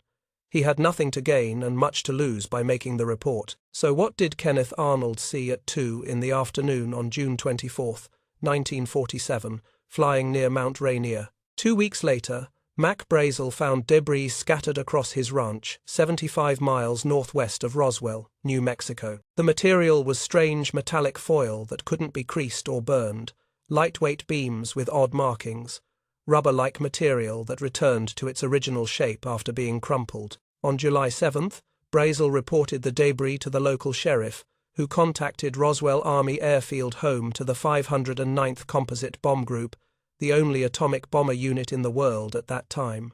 Major Jesse Marcel, the base intelligence officer, drove to the ranch to investigate. On July 8, 1947, the Roswell Army Airfield issued a press release. The many rumors regarding the flying disc became a reality yesterday when the intelligence office of the 509th Bomb Group of the 8th Air Force, Roswell Army Airfield, was fortunate enough to gain possession of a disc through the cooperation of one of the local ranchers and the sheriff's office of Chaves County. The story hit newspapers worldwide. The military had recovered a flying disc. The next day, the military retracted the statement. Not a flying disc. A weather balloon. The debris was from a standard Rawind target balloon used for meteorological observations. Nothing unusual. Case closed. But Major Marcel, 30 years later, in interviews before his death, insisted the weather balloon explanation was a cover story. The material he collected was unlike anything he'd encountered. The military's sudden reversal and swift removal of all debris suggested something more significant than a weather balloon. The Roswell incident disappeared from public attention for 3 decades. A few UFO researchers kept investigating, but mainstream media forgot about it. Then, in 1978, physicist and UFO researcher Stanton Friedman interviewed Marcel and revived the case. By the 1990s, Roswell had become the cornerstone of modern UFO mythology. Was it actually an alien spacecraft, a secret military project, an elaborate hoax, or exactly what the military said, a weather balloon misidentified by excited witnesses? The official explanation shifted multiple times. In 1994, the Air Force released a report claiming the debris came from Project Mogul, a classified program using high-altitude balloons to detect Soviet nuclear tests. This explained why the military initially covered it up, but not why they announced recovering a flying disc in the first place. What matters for our purposes isn't whether Roswell involved aliens. What matters is that in 1947, within 1 year of the Swedish ghost rockets and weeks after Kenneth Arnold's sighting, the American military was sufficiently concerned about flying discs to issue official press releases about them. Something was in the skies. Something that worried the military enough to acknowledge it publicly, however briefly. Captain Edward Ruppelt became director of Project Blue Book in 1952, the Air Force's official UFO investigation program. Unlike his predecessors who approached the subject with barely concealed contempt, Ruppelt treated UFO reports as legitimate intelligence matters, deserving serious analysis. He coined the term unidentified flying object to replace the sensationalistic flying saucer. He established standardized reporting procedures. He investigated cases personally, interviewing witnesses and visiting sites. Over his 2 years directing Blue Book, Ruppelt investigated thousands of cases and concluded that a small percentage represented real physical craft, performing maneuvers beyond known technology. In his 1956 book, The Report on Unidentified Flying Objects, Ruppelt wrote carefully. He didn't claim extraterrestrial spacecraft. He didn't endorse conspiracy theories, but he stated clearly that some UFOs were real, physical objects whose origin remained unknown. His analysis focused on a crucial question. If these objects weren't extraterrestrial, what were they? One possibility he explored: advanced Nazi technology. By 1952, rumors about German flying saucer projects had begun circulating among military intelligence. Ruppelt had access to Operation Paperclip files. He knew German scientists had designed radical aircraft. He knew the Horten flying wing existed. He wondered whether other German designs had succeeded without being captured. His conclusion was cautious, possible, but unproven. The timeline worked. German engineers had a head start of several years before Allied forces arrived. If they had achieved breakthrough propulsion, they'd have had time to refine it. But where was the evidence? Where were the facilities? Where were the scientists who understood the technology? Ruppelt left those questions unanswered because he couldn't answer them with available evidence. But he didn't dismiss them either. The contactee movement emerged in the early 1950s, and here the Nazi connection became explicit and disturbing. George Adamski claimed that on November 20, 1952, he encountered a landed spacecraft in the California desert near Desert Center. A tall, blonde, beautiful humanoid emerged and communicated with him telepathically. The being identified himself as Orthon, from Venus, here to warn humanity about nuclear weapons. Adamski described Orthon in detail: 6 feet tall, perfectly proportioned, long blonde hair, Nordic features, wearing a one-piece uniform reminiscent of a ski suit. He looked, in Adamski's words, like the perfect Aryan specimen. Adamski wasn't alone in these encounters. Howard Menger claimed that starting in 1956, he met multiple beings from other planets in New Jersey. All described the same physical type: tall, blonde, Nordic-looking, speaking perfect German or English with European accents. Some wore uniforms that witnesses compared to military dress. Daniel Fry reported a similar encounter in 1950. Truman Bethurum claimed contact with a female space captain named Aura Raines, blonde, beautiful, speaking flawless English. Buck Nelson described meetings with blonde spacemen in Missouri. The pattern was consistent: tall, blonde, Nordic types who looked human, dressed in military-style uniforms, appeared in remote locations, warned about nuclear weapons, and demonstrated advanced technology. They claimed to be from Venus, Mars, or other planets. But they looked like they could have stepped out of an SS recruitment poster. Were these people encountering escaped Nazi test pilots? Psychological projections reflecting Cold War anxieties about Nordic supremacy? Actual extraterrestrials who happened to match Nazi racial ideals? Or elaborate hoaxes perpetrated by people who understood the psychological power of the Aryan archetype? The contactees passed lie detector tests. They had witnesses to some encounters. They showed photographs of alleged spacecraft, none convincing by modern standards but intriguing for their time. Most importantly, they genuinely believed their experiences were real. Whether those experiences represented objective reality or subjective delusion remains unclear. But the image they created, blonde Nordic beings in flying saucers visiting Earth, became foundational to UFO culture, and that image was indistinguishable from Nazi racial mythology. Military pilots continued encountering unexplained objects throughout the 1950s, and these encounters couldn't be dismissed as contactee fantasies or civilian misidentifications. Captain Thomas Mantell died on January 7, 1948, chasing a UFO over Kentucky. Mantell was an experienced pilot, a World War II veteran, who had flown combat missions in Europe. 4 P-51 Mustangs were scrambled to investigate a large, metallic object reported by multiple ground observers, including the control tower at Godman Army Airfield. Mantell's last radio transmission: "It appears to be a metallic object, tremendous in size. I'm going to 20,000 feet to get a better look." His P-51 crashed shortly after, killing him instantly. The official explanation: he blacked out from oxygen deprivation at high altitude while chasing a skyhook balloon. The skyhook explanation was classified in 1948, so investigators couldn't mention it publicly, leading to decades of speculation. But here's the problem. Mantell was an experienced pilot who understood oxygen requirements. He knew his P-51's limitations. And multiple ground observers described the object as metallic and enormous, not balloon-like. Did he really chase a balloon to his death, or did he encounter something that catastrophically malfunctioned his aircraft? The July 19, 1952 Washington, D.C. UFO incident was more difficult to dismiss.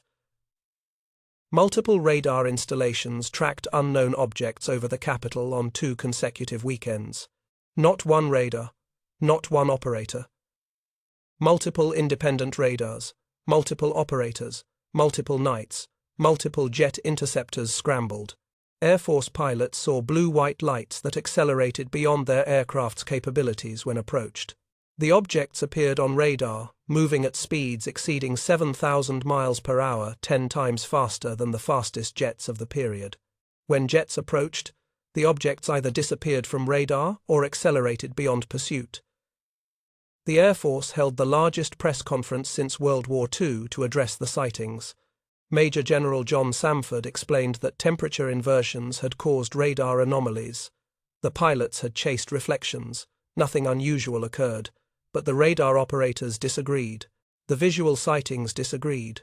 Multiple independent systems confirming the same objects at the same time suggested something more than atmospheric conditions. Years later, declassified CIA memos revealed that the agency considered the Washington sightings significant enough to justify increased UFO surveillance and investigation.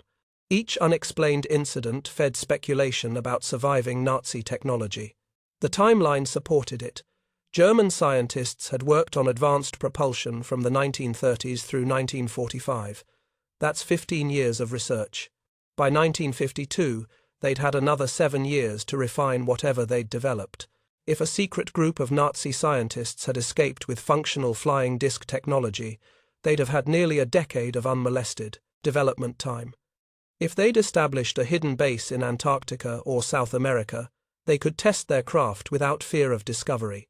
If they were conducting reconnaissance flights over major cities and military installations, that would explain the pattern of sightings. The alternative explanations seemed equally impossible. Extraterrestrials visiting Earth but never making contact, or the United States secretly possessing technology decades beyond anything publicly known. Neither explanation satisfied Occam's razor better than Nazi holdouts with advanced technology. But if Nazi scientists were flying over Washington, D.C. in 1952, why didn't they attack? Why conduct reconnaissance but never use the technological advantage militarily? If their flying saucer technology was that advanced, why not leverage it for political demands, ransoms, or territorial control? The behavior didn't match any rational strategic objective. The craft appeared. They demonstrated impossible performance. They observed military installations.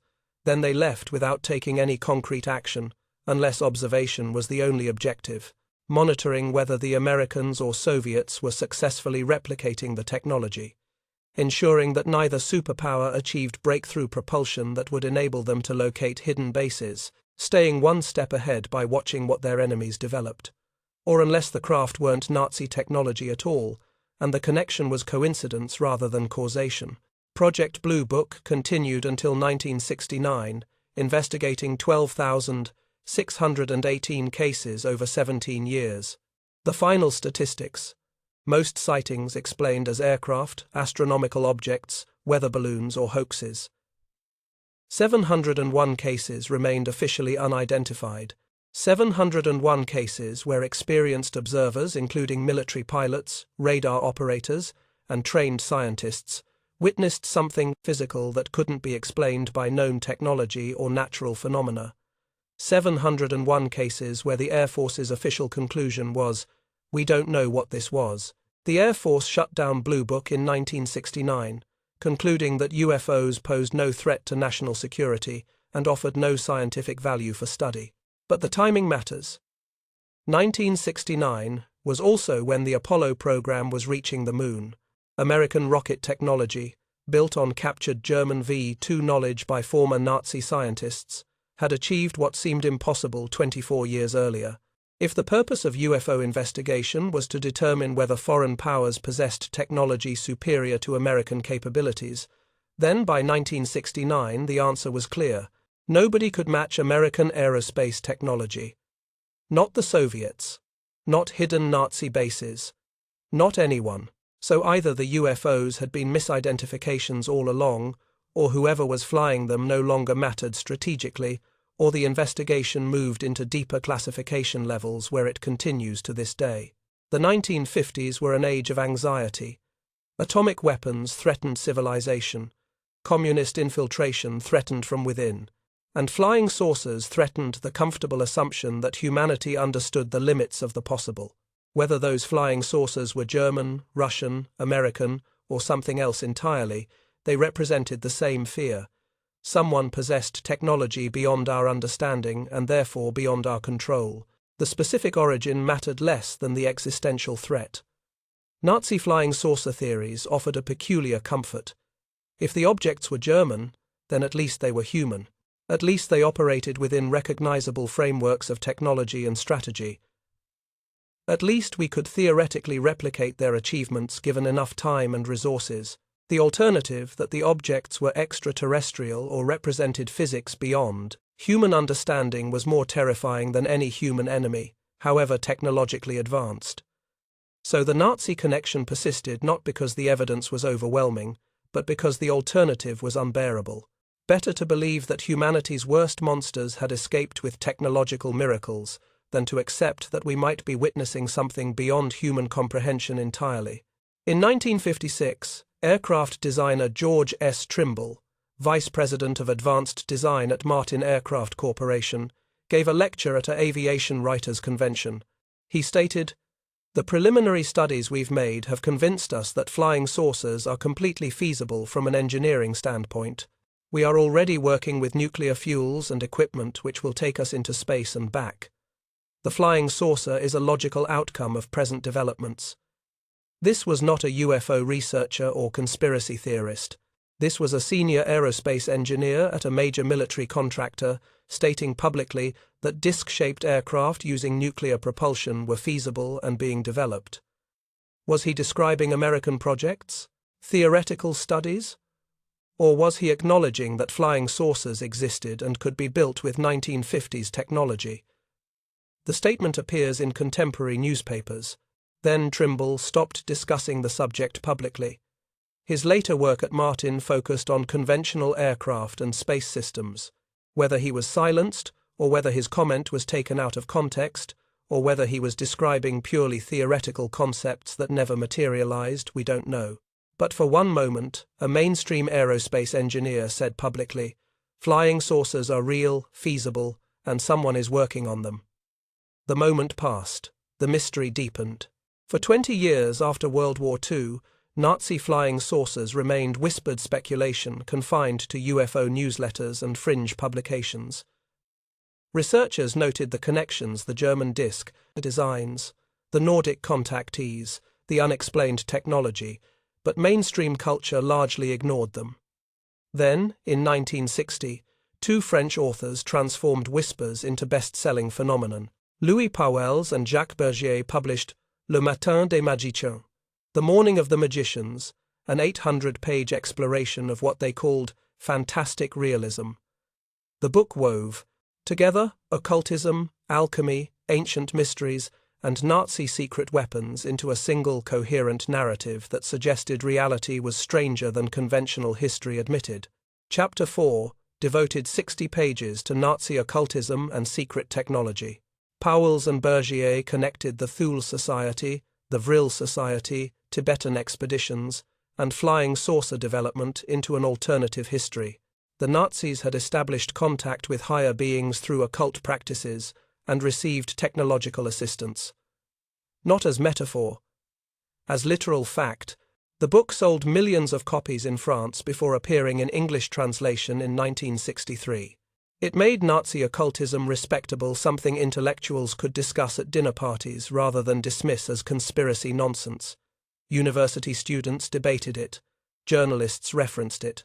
The book's success proved that audiences hungry for mystery would devour alternative histories presented with sufficient authority.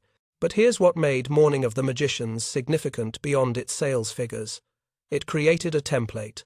Mix documented facts with esoteric speculation, present both with equal authority, cite sources that sound credible without necessarily being verifiable. Let readers draw their own conclusions while carefully guiding them toward the extraordinary. Make the impossible seem not just possible, but probable. Within a decade, dozens of books followed the formula. The Nazi UFO legend was transitioning from fringe theory to alternative history with its own literary genre. Ernst Zundel arrived in Canada from Germany in 1958, working as a graphic artist and photographer. By the early 1970s, he had developed connections with neo-Nazi groups and Holocaust denial movements. In 1974, he published UFOs, Nazi Secret Weapon? Under the pen name Christoph Friedrich. The book made claims that would have seemed absurd a decade earlier, but now had audience prepared by Morning of the Magicians. Adolf Hitler had escaped to Antarctica in flying saucers.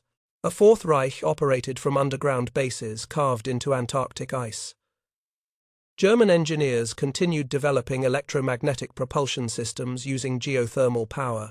UFO sightings worldwide were actually Nazi craft conducting reconnaissance and technological demonstrations. Zundel described elaborate base layouts with the confidence of someone reporting facts rather than speculating. Living quarters for thousands of personnel. Manufacturing facilities producing advanced aircraft. Power generation systems tapping geothermal energy. Aircraft hangars carved from solid ice. He provided technical specifications for the Haunibu and Vril spacecraft disc-shaped craft powered by electromagnetic vortex engines. He included photographs of models he'd built to show what the craft supposedly looked like. The models were convincing: professional construction, detailed surface features, photographed against neutral backgrounds that could be anywhere. Without context, they looked like documentation of actual craft rather than tabletop models. Zundel was, after all, a professional graphic artist. He understood how to make fiction appear factual. The book sold remarkably well, going through multiple printings and translations. Readers who might never have touched neo-Nazi propaganda bought it because it was about UFOs. Young people fascinated by flying saucers absorbed Nazi mythology as part of the package. Zundel later admitted in interviews that he'd written it partly to generate interest in National Socialism among young people, using UFOs as a hook to draw readers toward Nazi ideology. He explained with remarkable candor, "I realized that North Americans were not interested in being educated. They want to be entertained. The book was for fun, with a political purpose." But here's what makes Zundel's book significant beyond its propaganda intent. Many readers didn't care about his political motivations. They cared about the Nazi UFO story itself. The book legitimized discussing Hitler's escape and Antarctic bases in casual conversation. It provided details that subsequent researchers would cite as evidence, often unaware they were citing deliberate fiction. Whether Zundel intended it as entertainment, propaganda, or disinformation, the mythology he created took on independent life. Zundel spent decades fighting legal battles over Holocaust denial. He was deported from Canada to Germany in 2005, imprisoned for inciting hatred, and died in 2017 still insisting the Holocaust was exaggerated. But his UFO book outlived him, continuing to influence how millions understand the connection between Nazis and flying saucers. Was he spreading deliberate disinformation, creating profitable fiction, or revealing suppressed truths through a framework that would discredit the information by association with Holocaust denial? Each interpretation has advocates. The ambiguity might be the most revealing truth about the entire phenomenon. British author W.A. Harbinson published Genesis in 1980, later retitled Project Saucer. Unlike Zundel's non-fiction claims, Harbinson explicitly presented his work as a novel technically fiction, though the boundary blurred with every page. The novel followed American intelligence agent Mike Bradley investigating UFO sightings that traced back to Nazi flying saucer development. Harbinson's research was meticulous. He studied real German Wonder weapons programs. He interviewed former Luftwaffe engineers. He examined declassified Operation Paperclip documents. Then he wove these verifiable facts into fictional narrative about Rudolf Schriever successfully building and test-flying disc-shaped aircraft in 1943. The technique was brilliant. Historical events were accurate up to the point where fiction took over, and that point was deliberately obscured. The novel included technical diagrams that looked like engineering blueprints. Character names matched real Nazi scientists. Dates aligned with documented events. Readers couldn't easily distinguish where documentation ended and imagination began. Harbinson's protagonist discovered that the Nazis established Antarctic bases, that Hitler escaped via U-boat, that a breakaway civilization continued developing advanced technology. The novel climaxed with Nazi flying saucers conducting cattle mutilations and human abductions to create fear while slowly infiltrating positions of power globally. Genesis spawned multiple sequels tracking the Nazi UFO conspiracy through decades. Phoenix carried the story through the 1950s. Millennium brought it to the year 2000. WAR, and Inception continued the mythology. Together they created a complete alternate history where Nazi technology explained every UFO phenomenon from 1945 through the present day. The novels sold millions of copies worldwide.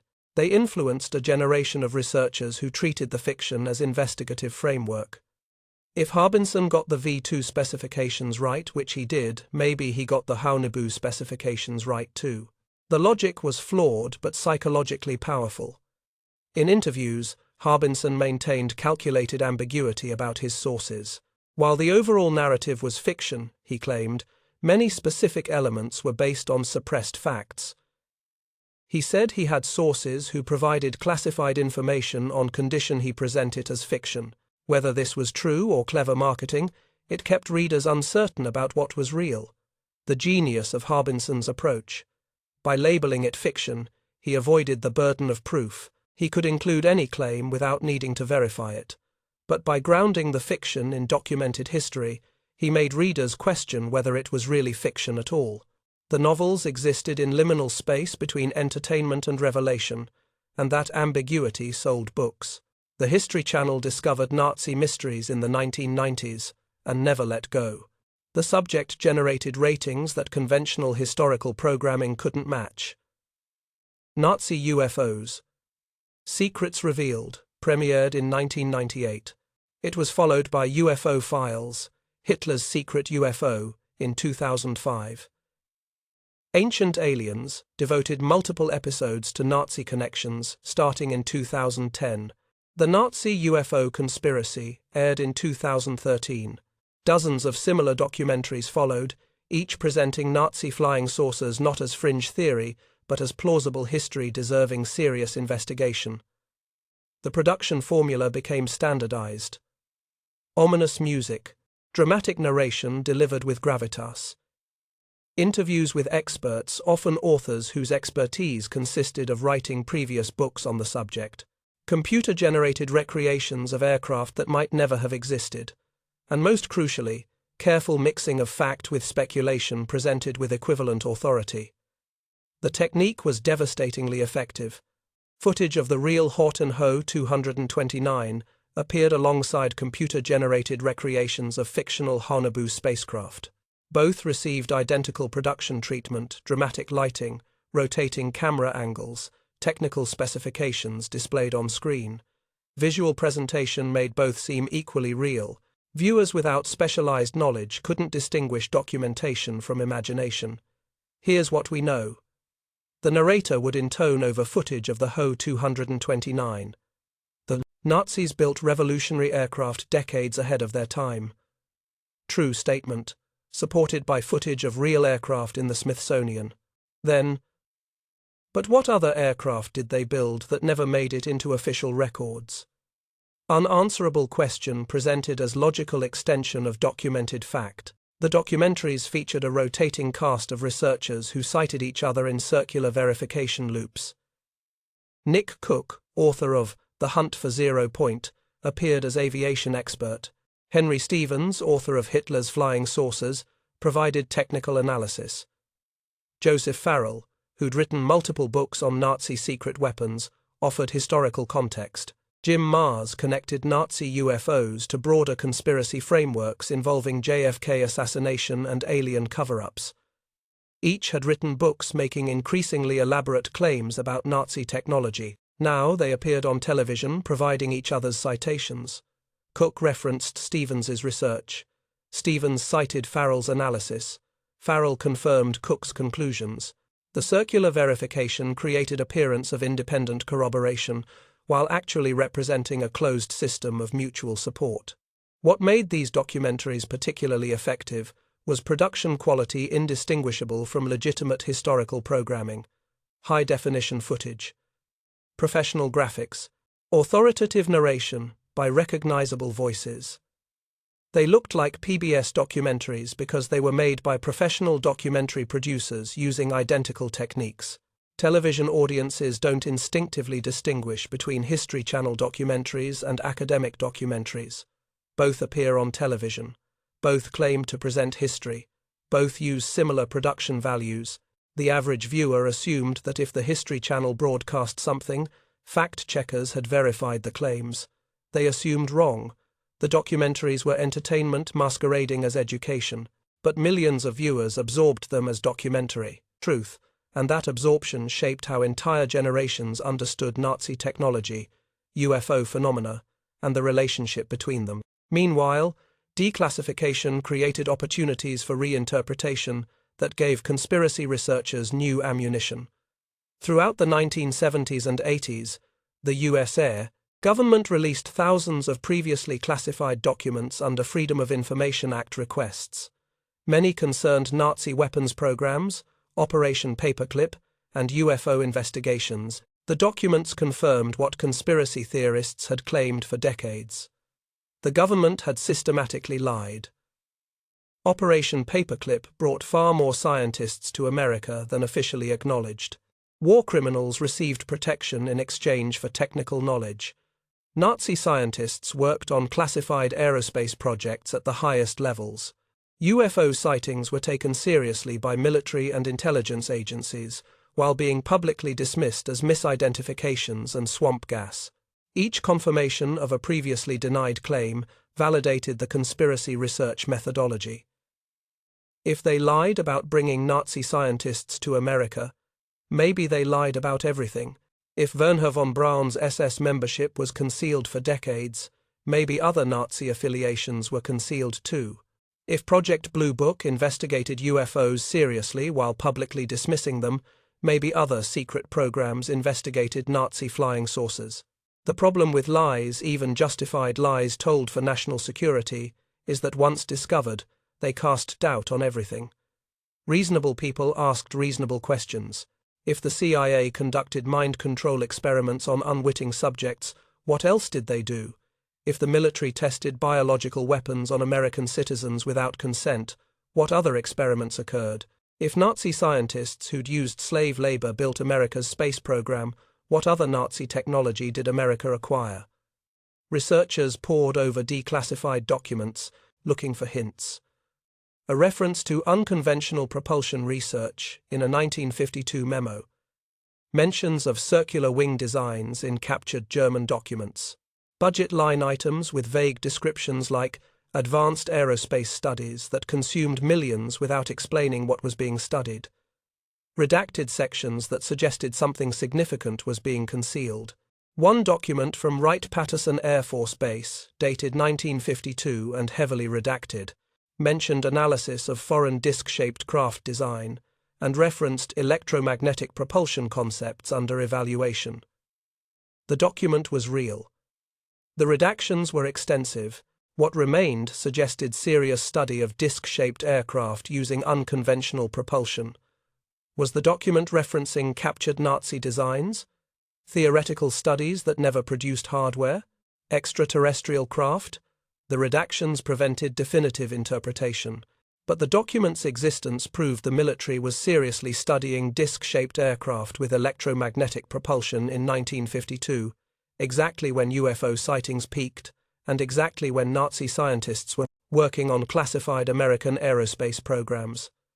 The dots connected themselves in researchers' minds. The government had lied repeatedly. Documents proved they'd studied disc craft. Nazi scientists were on the payroll. UFOs were being encountered by military pilots. The conclusion seemed obvious. America had acquired Nazi flying saucer technology and concealed it for decades. Whether that conclusion was accurate or simply pattern recognition imposing order on ambiguous data, that question remained unanswered. The Disclosure Project, launched by Stephen Greer in the 1990s, brought forward military and government witnesses claiming first-hand knowledge of secret UFO programs. On May 9, 2001, Greer held a press conference at the National Press Club in Washington, D.C. 20 witnesses testified about their experiences with UFO phenomena and government cover-ups. The witnesses weren't fringe conspiracy theorists, they were former military officers, intelligence personnel, aerospace engineers, and government contractors, people with security clearances and verifiable credentials. Several witnesses specifically mentioned Nazi technology.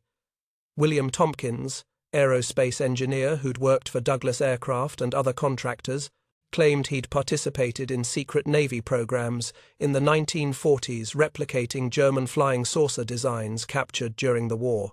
He described receiving briefings from Navy spies who had infiltrated Nazi secret weapons facilities and observed disc-shaped craft being tested.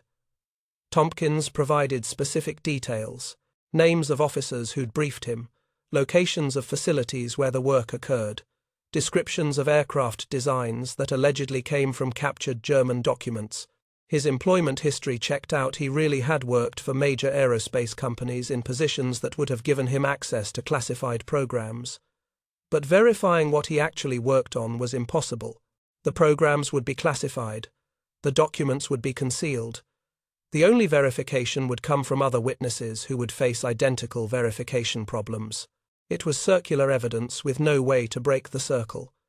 Other Disclosure Project witnesses described seeing disc-shaped craft at military facilities, being briefed about recovered technology, working on projects attempting to reverse engineer captured systems. None provided physical evidence. All described compartmentalized programs where individual workers knew only their specific piece, preventing anyone from seeing the complete picture. The testimonies were either genuine revelations from people finally able to speak after decades of secrecy, or sincere beliefs based on incomplete information and years of speculation, or deliberate disinformation, designed to muddy waters around actual classified programs. Distinguishing between these possibilities proved impossible without access to classified records that wouldn't be declassified for decades more, but the cumulative effect was undeniable. By 2001, dozens of witnesses with credible backgrounds were publicly claiming that Nazi flying saucer technology had been recovered, studied, and possibly replicated by American secret programs. The claims couldn't be proven, but they couldn't be conclusively disproven either. The ambiguity was perfect. Everyone could believe what they chose while claiming the evidence supported their interpretation. The Internet age amplified everything exponentially. What had been isolated researchers working from library archives became global collaboration in real time. Forums like Above Top Secret gathered thousands of researchers sharing information across continents. Someone in Germany could scan documents from local archives and upload them within minutes. Someone in America could connect those documents to declassified CIA files. Someone in Argentina could provide testimony from elderly German immigrants about what their fathers had whispered on deathbeds. Satellite imagery of Antarctica became treasure hunt. Google Earth allowed anyone with internet access to scan the continent looking for geometric shapes that might indicate structures. Every unusual shadow became potential evidence. Every geometric pattern became possible facility entrance. The coordinates circulated. Look at negative 72.3 degrees latitude, negative 5.7 degrees longitude. Researchers would examine the images. Some saw obvious natural formations. Others saw too perfect geometric shapes that couldn't be natural. The same image generated completely opposite interpretations, depending on what the viewer expected to see. In 2001, someone noticed what appeared to be a circular opening in an ATP per rise circular opening, Antarctic mountainside dark circle approximately 60 feet in diameter, at an elevation suggesting cave entrance rather than natural depression, located in the region where New Swabia expeditions had operated. The image went viral in UFO research communities. Skeptics pointed out it could be natural cave formation. Antarctica has thousands of caves carved by wind and water. The apparent geometric perfection could be image artifacts or pareidolia, the human tendency to see patterns in random data. Without ground verification, the image proved nothing. But ground verification was impossible. Antarctica is one of Earth's most hostile environments. Most of the continent has never been physically visited. Scientific bases occupy tiny fractions of the landmass. The rest remains unexplored except by satellite, and satellites can't penetrate ice to reveal what might exist beneath. The image remained ambiguous. Believers saw confirmation. Skeptics saw pattern recognition error. Neither could definitively prove their interpretation. So the debate continued. generating thousands of forum posts, hundreds of YouTube videos, multiple documentaries, all examining the same ambiguous image, all reaching different conclusions. Photographs of cloud formations over Antarctica were analyzed as evidence of electromagnetic propulsion testing. Unusual cloud patterns, perfectly circular holes or linear formations, or spiral shapes, were interpreted as atmospheric disturbance caused by advanced propulsion systems. Meteorologists explained they were natural phenomena with names like fallstreak holes and gravity waves. Believers argued that the mainstream explanations were cover stories. Time-lapse satellite images showing changes in ice coverage were studied for signs of geothermal heating from underground facilities. Areas where ice melted faster than surrounding regions became potential base locations. Glaciologists explained that geothermal vents exist naturally throughout Antarctica, creating exactly these patterns. Believers responded that natural geothermal activity would provide perfect cover for artificial heat generation from occupied facilities. Every data point could be interpreted multiple ways. Every interpretation had passionate advocates. The boundary between investigation and confirmation bias dissolved. Researchers found exactly what they looked for because ambiguous evidence always supports predetermined conclusions. The Internet created echo chambers where beliefs were reinforced rather than challenged. Algorithms showed users content similar to what they'd previously engaged with. Someone who watched one Nazi UFO documentary got recommended dozens more. Someone who joined one conspiracy forum got linked to others. The technology that could have exposed people to diverse perspectives instead created filter bubbles where everyone agreed and dissent was dismissed as disinformation or naivety. What made Nazi UFO theories particularly resilient was their internal structure.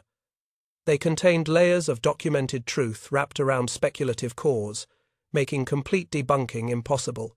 Germany really did develop revolutionary aircraft. The Horten Ho 229 proved it. Therefore, claims about other revolutionary aircraft couldn't be dismissed as technologically impossible. The Ho 229 existed. It flew. It was radical. Other radical designs could have existed too. The SS really did fund occult research.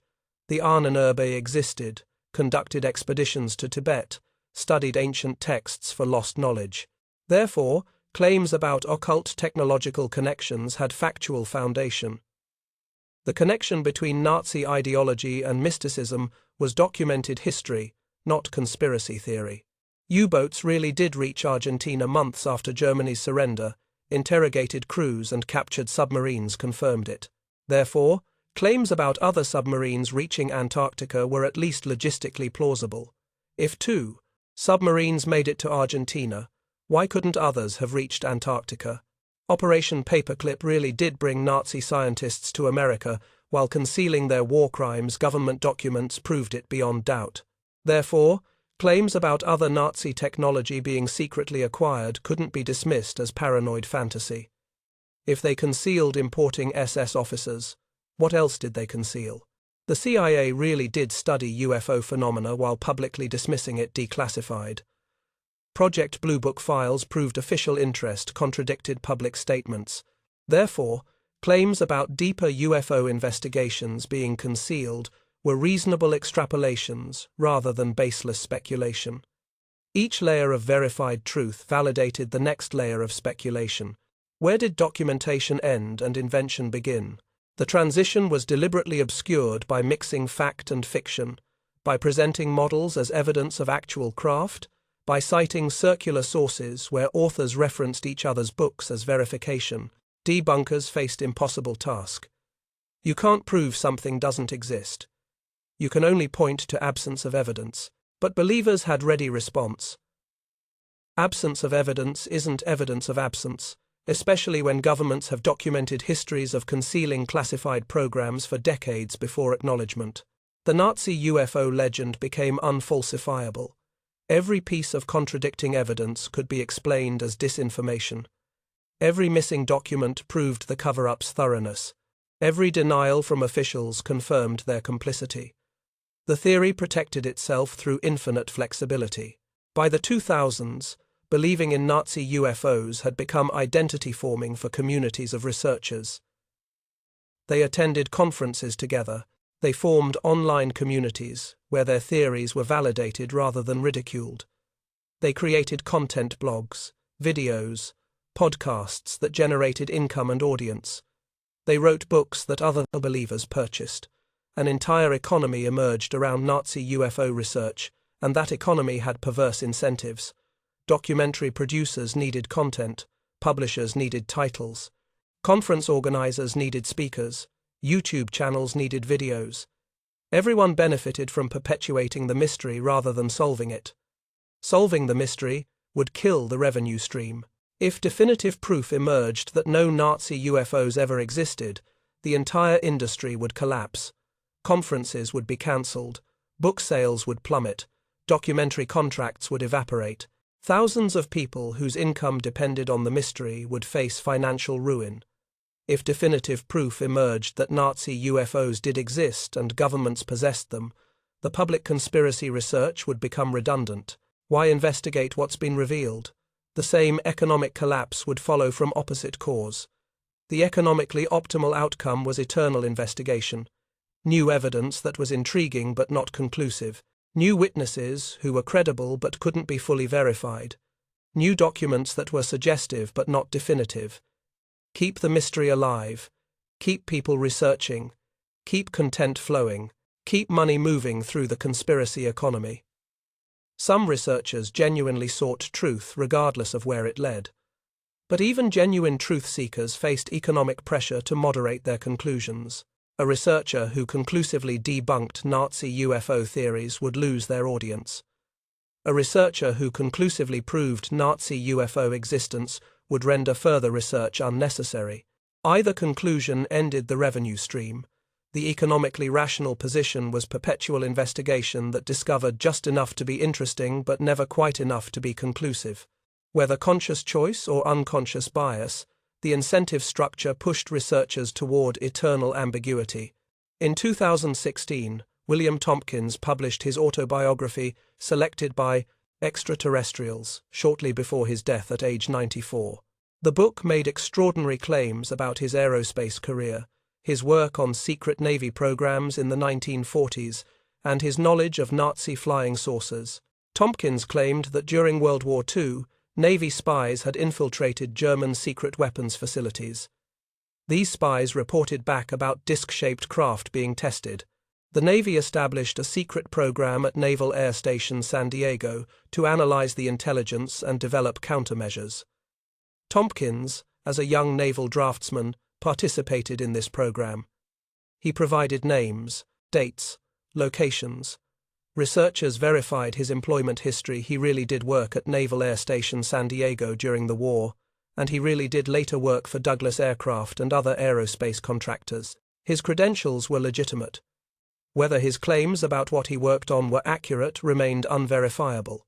The book also claimed extraterrestrial involvement, that aliens had warned the Navy about Nazi collaboration with other alien groups, creating a complex web of human-alien alliances during World War II. This element moved his testimony from historical claim into science fiction territory, making the entire account easier to dismiss. Was Tompkins revealing genuine classified history? Were his memories conflating real experiences with decades of accumulated UFO mythology? Was he suffering age-related confusion? Or was he deliberately muddying waters around real classified programs by mixing truth with ridiculous claims that would discredit everything by association? All four possibilities could be partially true. He might have worked on classified programs analyzing German intelligence. That intelligence might have included reports of unusual aircraft. Decades later, his memories might have blended with UFO culture and extraterrestrial narratives he'd absorbed through books and documentaries. The resulting testimony would be genuine from his perspective. While being historically unreliable, truth and fiction inseparably merged, Tompkins died before researchers could fully investigate his claims. Like so many witnesses, he took definitive verification to the grave. We have his testimony. We have his employment records. We have no way to confirm or deny the classified work he described. The ambiguity persists. The genius of the Nazi UFO legend is its immortality through unfalsifiability. It can never be completely proven because the crucial evidence is classified. It can never be completely disproven because absence of public evidence doesn't mean evidence doesn't exist, just that evidence remains concealed. The legend exists in permanent liminal space between possible and probable, between documented and imagined, between what we know and what we suspect. And in that space, it thrives, growing more elaborate with each book, each documentary, each forum discussion, each witness testimony. It absorbs every new UFO sighting into its framework. Every declassified document becomes either confirmation or further evidence of cover-up. Every Pentagon admission about unidentified aerial phenomena gets interpreted as partial disclosure, preparing public for eventual revelation about Nazi-derived technology. The legend doesn't need absolute truth to be powerful. It just needs to remain unanswered. And as long as governments maintain classified aerospace programs, as long as Antarctica remains largely unexplored, as long as ambiguous evidence permits multiple interpretations, the Nazi UFO legend will endure. Because some questions are more valuable unanswered than answered. Some mysteries serve more purposes unsolved than solved. Some truths, if they exist, might be carefully guarded, not because revelation would be dangerous, but because uncertainty is more useful than certainty to everyone with stakes in the game. The Pentagon released 3 videos on April 27, 2017, though the footage had leaked online months earlier. The official acknowledgement mattered more than the leak. This wasn't conspiracy theorists sharing grainy footage. This was the United States Department of Defense confirming, yes, these videos are real. Yes, they show unidentified objects. No, we don't know what they are. The videos designated FLIR 1, Gimbal, and Go Fast came from Navy F-18 Super Hornet fighter jets. The footage showed objects tracked by multiple sensor systems performing maneuvers that conventional physics said were impossible. Gimbal, recorded in 2015 off the Florida coast, showed an object rotating while flying, not banking or turning, rotating, as if the entire craft was spinning around its vertical axis while maintaining forward velocity. The pilots' voices captured on the recording expressed genuine confusion. "It's rotating," one pilot laughed, not with amusement but with the nervous reaction of someone seeing something their training said couldn't exist. Go Fast showed an object moving at extremely high speed just above the ocean surface. The targeting computer tracked it, calculated its velocity, displayed data, confirming it was moving faster than anything known should move at that altitude, without creating sonic booms or visible exhaust. FLIR 1 was older footage from 2004, showing an object that accelerated from hovering to beyond supersonic speed with no visible propulsion system. Commander David Fravor had attempted to intercept this object, later called the Tic Tac, because of its shape during training exercises off San Diego. Fravor was not a junior pilot prone to mistakes. He was a veteran fighter pilot with impeccable credentials, commanding officer of Strike Fighter Squadron 41. Fravor described watching the Tic Tac object descend from 60,000 feet to sea level in seconds, hover, then accelerate beyond his F-18's capability to pursue. The object appeared on multiple radar systems. Multiple pilots witnessed it. The carrier Princeton's advanced radar tracked it. This wasn't a single observer misidentifying Venus. This was multiple professional military systems and experienced observers encountering something that defied explanation. The question everyone asked: what were they? The question many asked immediately after: did this technology originate with captured Nazi research? The timeline supports consideration. If Victor Schauberger's implosion engines or German electromagnetic propulsion experiments achieved breakthroughs in the 1940s, then 80 years of classified development could explain these capabilities. 80 years is 3 generations of scientists. It's the gap between the Wright brothers and the moon landing. It's sufficient time to turn theoretical physics into operational technology. The theory proposes that Operation Paperclip brought not just rocket scientists but also propulsion physicists, whose work remained more classified than atomic weapons. While Wernher von Braun publicly built Saturn V rockets, other captured scientists secretly worked on electromagnetic propulsion, anti-gravity research, and non-conventional aircraft designs. According to this interpretation, the United States has possessed disc-shaped craft capabilities since the 1950s, but kept the technology more classified than nuclear weapons. Why? Because its implications were more profound. Nuclear weapons could destroy cities, but propulsion technology that could negate gravity, travel through water and air equally, and accelerate beyond conventional aircraft capabilities that would transform civilization, energy production, transportation, military doctrine, economic structures. Everything would change, so the technology remained locked in special access programs, studied by small groups with compartmentalized knowledge, tested at remote locations, deployed rarely and only when necessary. The Navy pilots encountered these craft not because the program lost control, but because the testing needed real-world conditions against current sensor systems to verify continued stealth effectiveness. This interpretation answers several questions. It explains why the objects appeared primarily around military facilities and training areas. It explains why they demonstrated interest in nuclear facilities, monitoring whether other nations had acquired similar technology. It explains why no hostile action occurred. These were American craft, not foreign threats. It explains why disclosure hasn't happened. The technology remains too valuable to reveal. But it raises other questions. If America possessed this technology for 80 years, why did the Cold War happen? Why not leverage technological supremacy to force Soviet concessions? Why spend trillions on conventional military systems when you possess science fiction capabilities? Why allow the Vietnam War to drag on when you could deploy invincible aircraft? Antarctica continues generating speculation in the 21st century, despite or because of increased scientific presence there. In 2018, NASA announced discovery of a massive cavity beneath Thwaites Glacier in West Antarctica. The void measured 2/3 the size of Manhattan, created by warm water melting ice from below. The scientific explanation was straightforward. Ocean currents bringing warmer water from deeper levels caused the melting. Natural geological process, nothing unusual. But the discovery immediately spawned theories about geothermal heating from underground facilities. If Nazi scientists established a base in the 1940s, 80 years of occupation would generate substantial heat.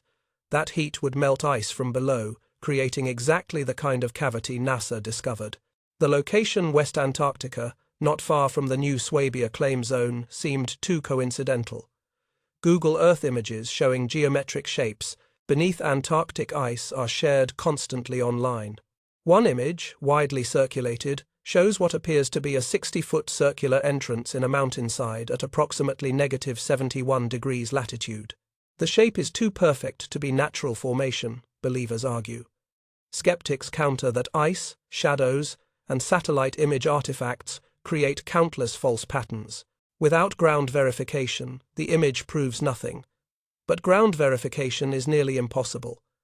Antarctica is a harsh environment. Most of the continent has never been physically visited by humans. Scientific bases exist, but they occupy tiny fractions of the landmass.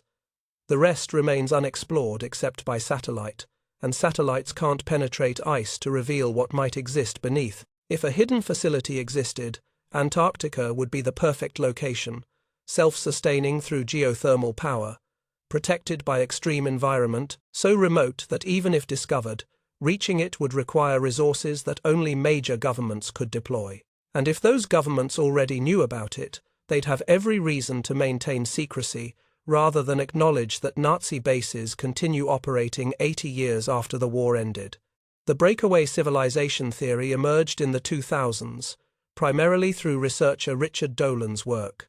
The theory proposes that advanced technology created a separate technological civilization parallel to the known world. According to this framework, Operation Paperclip scientists and their American colleagues achieved breakthrough propulsion in the 1950s. This technology was so revolutionary that its possessors realized they could never share it without transforming society in ways that would eliminate their power. So they created a separate, secret aerospace industry, funded by black budgets, staffed by specially cleared personnel, operating completely outside public oversight. This breakaway group supposedly maintains facilities on Earth, underground bases, remote installations, secret research centers, and possibly off-world, using technology that would seem like magic to the mainstream world. They pursue their own agenda independent of surface governments, occasionally interacting when necessary, but mostly operating autonomously. The theory explains several puzzles. It explains how UFO technology could remain hidden for 80 years because no government possesses it. Private groups, descended from Operation Paperclip scientists and their protégés, control it. It explains why disclosure hasn't occurred because the technology holders have no obligation to disclose anything. It explains the impossible funding black budgets from multiple governments, supplemented by technologies that generate wealth through means the public never sees. It explains why the Navy pilots encountered these craft. The breakaway civilization was monitoring whether mainstream military technology was approaching their capabilities. It explains the lack of hostile action. They're human, just separated from surface civilization by technological and philosophical gaps.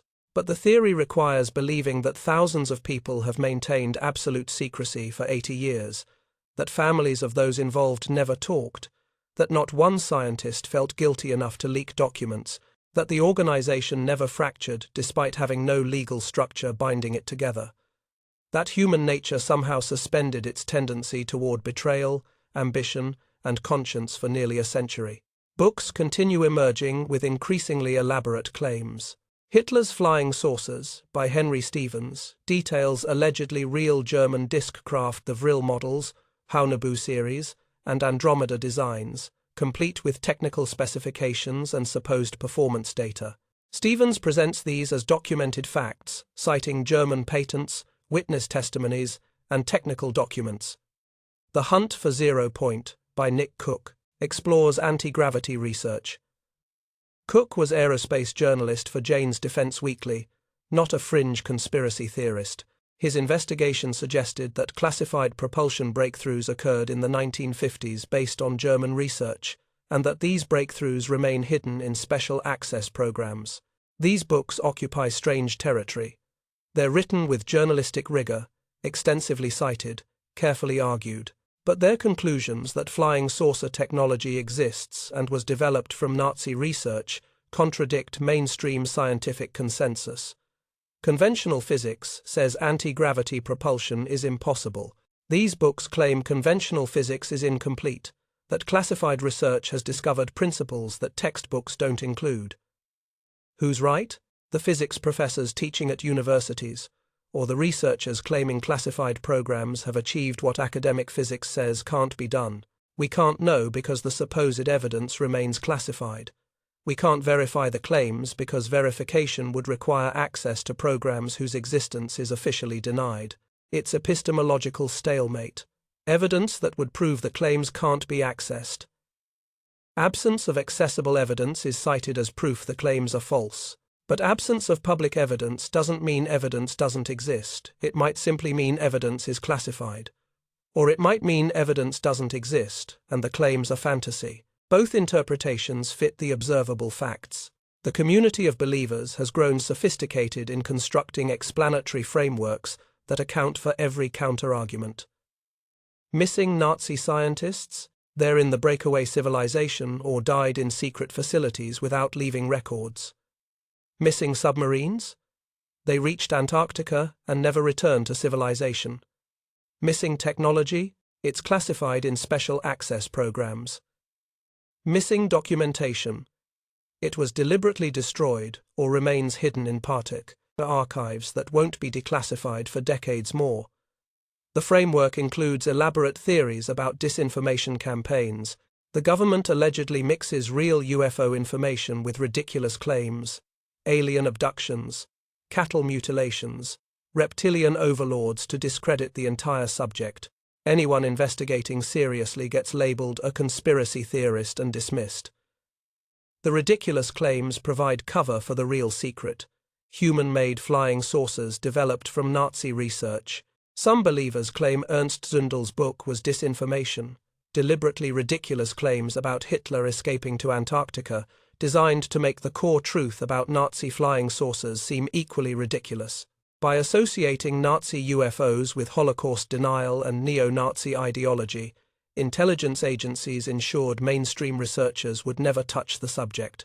Other believers claim the History Channel documentaries serve the same purpose, presenting the information in such sensationalistic, low-credibility formats that serious academics dismiss it without investigation, make the truth look like entertainment, and nobody will recognize it as truth. These meta-theories explain why proof remains elusive while providing framework for believers to maintain conviction despite lack of evidence. Every absence becomes evidence of concealment. Every ridiculous claim becomes evidence of disinformation. Every debunking becomes evidence of the cover-up's effectiveness. The theories have become unfalsifiable, structured, so that no possible evidence could disprove them, because all evidence gets interpreted through the framework that assumes the conclusion. Recent Pentagon disclosures about the Advanced Aerospace Threat Identification Program added new dimensions. The program ran from 2007 to 2012, officially investigating UFO encounters that military personnel reported. Program Director Luis Elizondo resigned in 2017 and publicly stated that unidentified craft demonstrating advanced technology exist. Elizondo carefully avoided speculation about origin. He didn't claim extraterrestrials. He didn't claim foreign adversaries. He didn't claim secret American programs. He stated only, objects exist that perform maneuvers beyond known capabilities, and we don't know who built them. That ambiguity is crucial. By not specifying origin, Elizondo left every possibility open. Extraterrestrial remains possible. Secret American technology remains possible. Foreign adversary breakthroughs remain possible. And Nazi-derived technology held by breakaway groups remains possible. The ambiguity serves multiple strategic purposes. If the objects are American, ambiguity conceals capabilities from adversaries. If they're foreign, ambiguity prevents panic. If they're extraterrestrial, ambiguity prevents societal disruption. If they're Nazi-derived technology held by rogue groups, ambiguity prevents acknowledgement of an 80-year cover-up. Whatever the truth, all stakeholders benefit from maintaining uncertainty. Defense contractors justify budgets by claiming adversaries might possess advanced technology. Intelligence agencies justify secrecy by claiming disclosure would compromise sources and methods. Believers justify continued research by claiming vindication is imminent. Skeptics justify dismissal by claiming insufficient evidence. The uncertainty serves everyone. The truth serves nobody's interests except philosophical curiosity, which has no budget, no political power, and no ability to compel disclosure. The psychological appeal of Nazi UFO theories has never been stronger. In an era of declining institutional trust, accelerating technological change, and social media echo chambers, these theories offer something powerful. They explain the unexplained. Every military pilot encounter, every unexplained radar track, every credible witness testimony, all get accounted for through a single framework. Not random phenomena. Not misidentifications. A coherent pattern of advanced technology dating back 80 years. They indict authority. Governments have lied about so much: weapons of mass destruction, surveillance programs, medical experiments, foreign coups. Why wouldn't they lie about Nazi flying saucers? Every confirmed deception validates the methodology of assuming everything is deception. They promise hidden wonder. Reality seems mundane. We understand physics. We've mapped the world. We've been to the moon. But Nazi UFO theories suggest reality is stranger than we're allowed to know. Somewhere, someone possesses technology that would transform everything. The world is more mysterious than the official version admits. They create community. Believers find others who share their conclusions, validate their research, support their investigations. Online forums, conferences, social media groups, places where you're not crazy, you're awake. Where your curiosity isn't dismissed, it's celebrated. Where you're pursuing truth that others are too blind or scared to see. The theories offer meaning in a confusing age. They suggest that extraordinary things hide just beyond public knowledge. They validate the feeling that something is wrong with the official narrative. They provide framework for understanding why the world feels increasingly strange. Whether any of it is true, matters less than what it provides: explanation, community, wonder, and purpose. Yet genuine questions remain that no framework fully answers. Why do military pilots continue encountering craft they cannot identify? If these are classified American programs, why expose them to current pilots who aren't cleared? Why risk mid-air collisions or near misses? Why not restrict testing to completely secure airspace? If the technology is extraterrestrial, why has contact not been established after 80 years of encounters? Why observe but never communicate? Why demonstrate capabilities but never use them purposefully? If the technology is human-made, why maintain secrecy for 8 decades? The Manhattan Project remained secret for 3 years before use and immediate disclosure.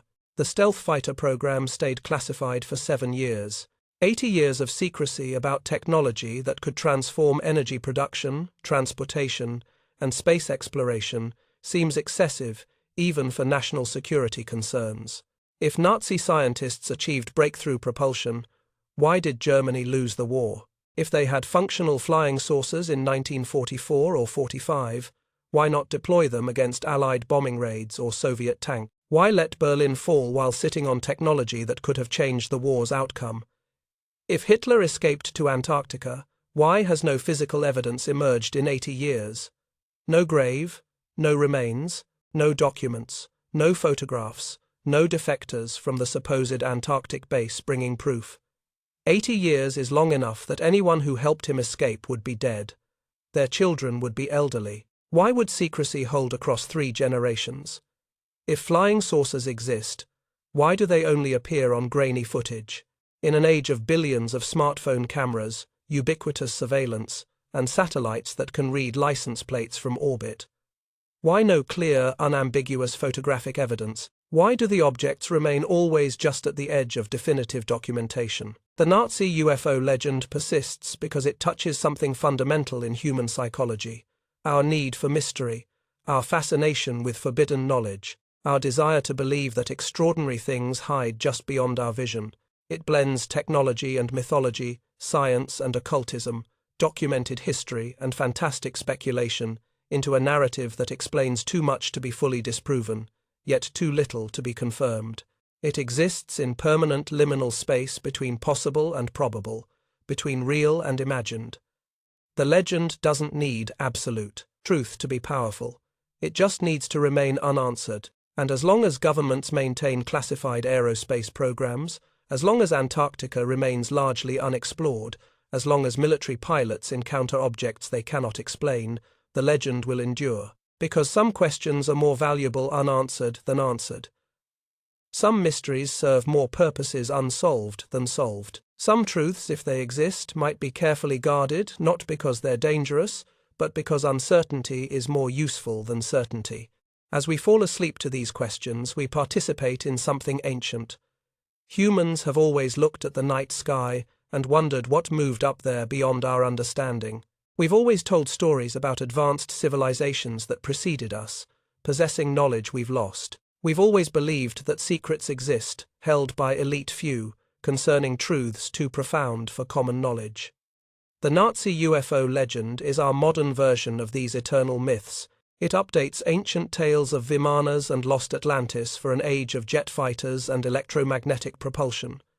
It places the mystery in Antarctica instead of Tibet, in classified documents instead of sacred texts.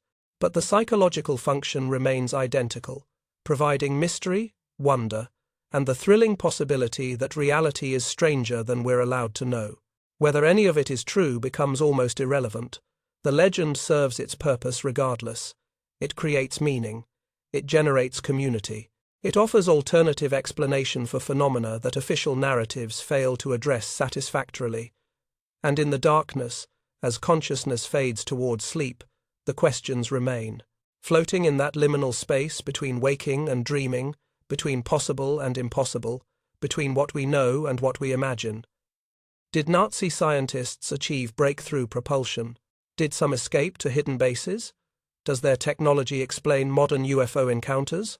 Or is it all mythology elaborate, internally consistent, carefully constructed fiction that our pattern-seeking minds mistake for hidden truth? The questions hang in the modern sky, unanswered. Perhaps that's exactly where they're meant to remain. In 2023, the Pentagon released another report on unidentified aerial phenomena. The report acknowledged that objects have been detected that display flight characteristics we cannot explain.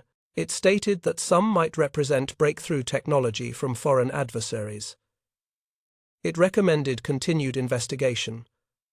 The report said nothing about Nazi flying saucers, nothing about Antarctic bases, nothing about Operation Paperclip scientists achieving revolutionary propulsion, nothing about breakaway civilizations or hidden technology. But it didn't need to. By acknowledging that unexplained craft exist, that they demonstrate advanced capabilities, that their origin remains uncertain, the report validated 8 decades of speculation while answering nothing definitively. The objects are real. That much is now officially confirmed. Everything else remains questions hanging in the sky, waiting for answers that may never come. Or answers that came 80 years ago and were classified so deeply that truth and mythology became indistinguishable. In the end, we're left with what we've always had.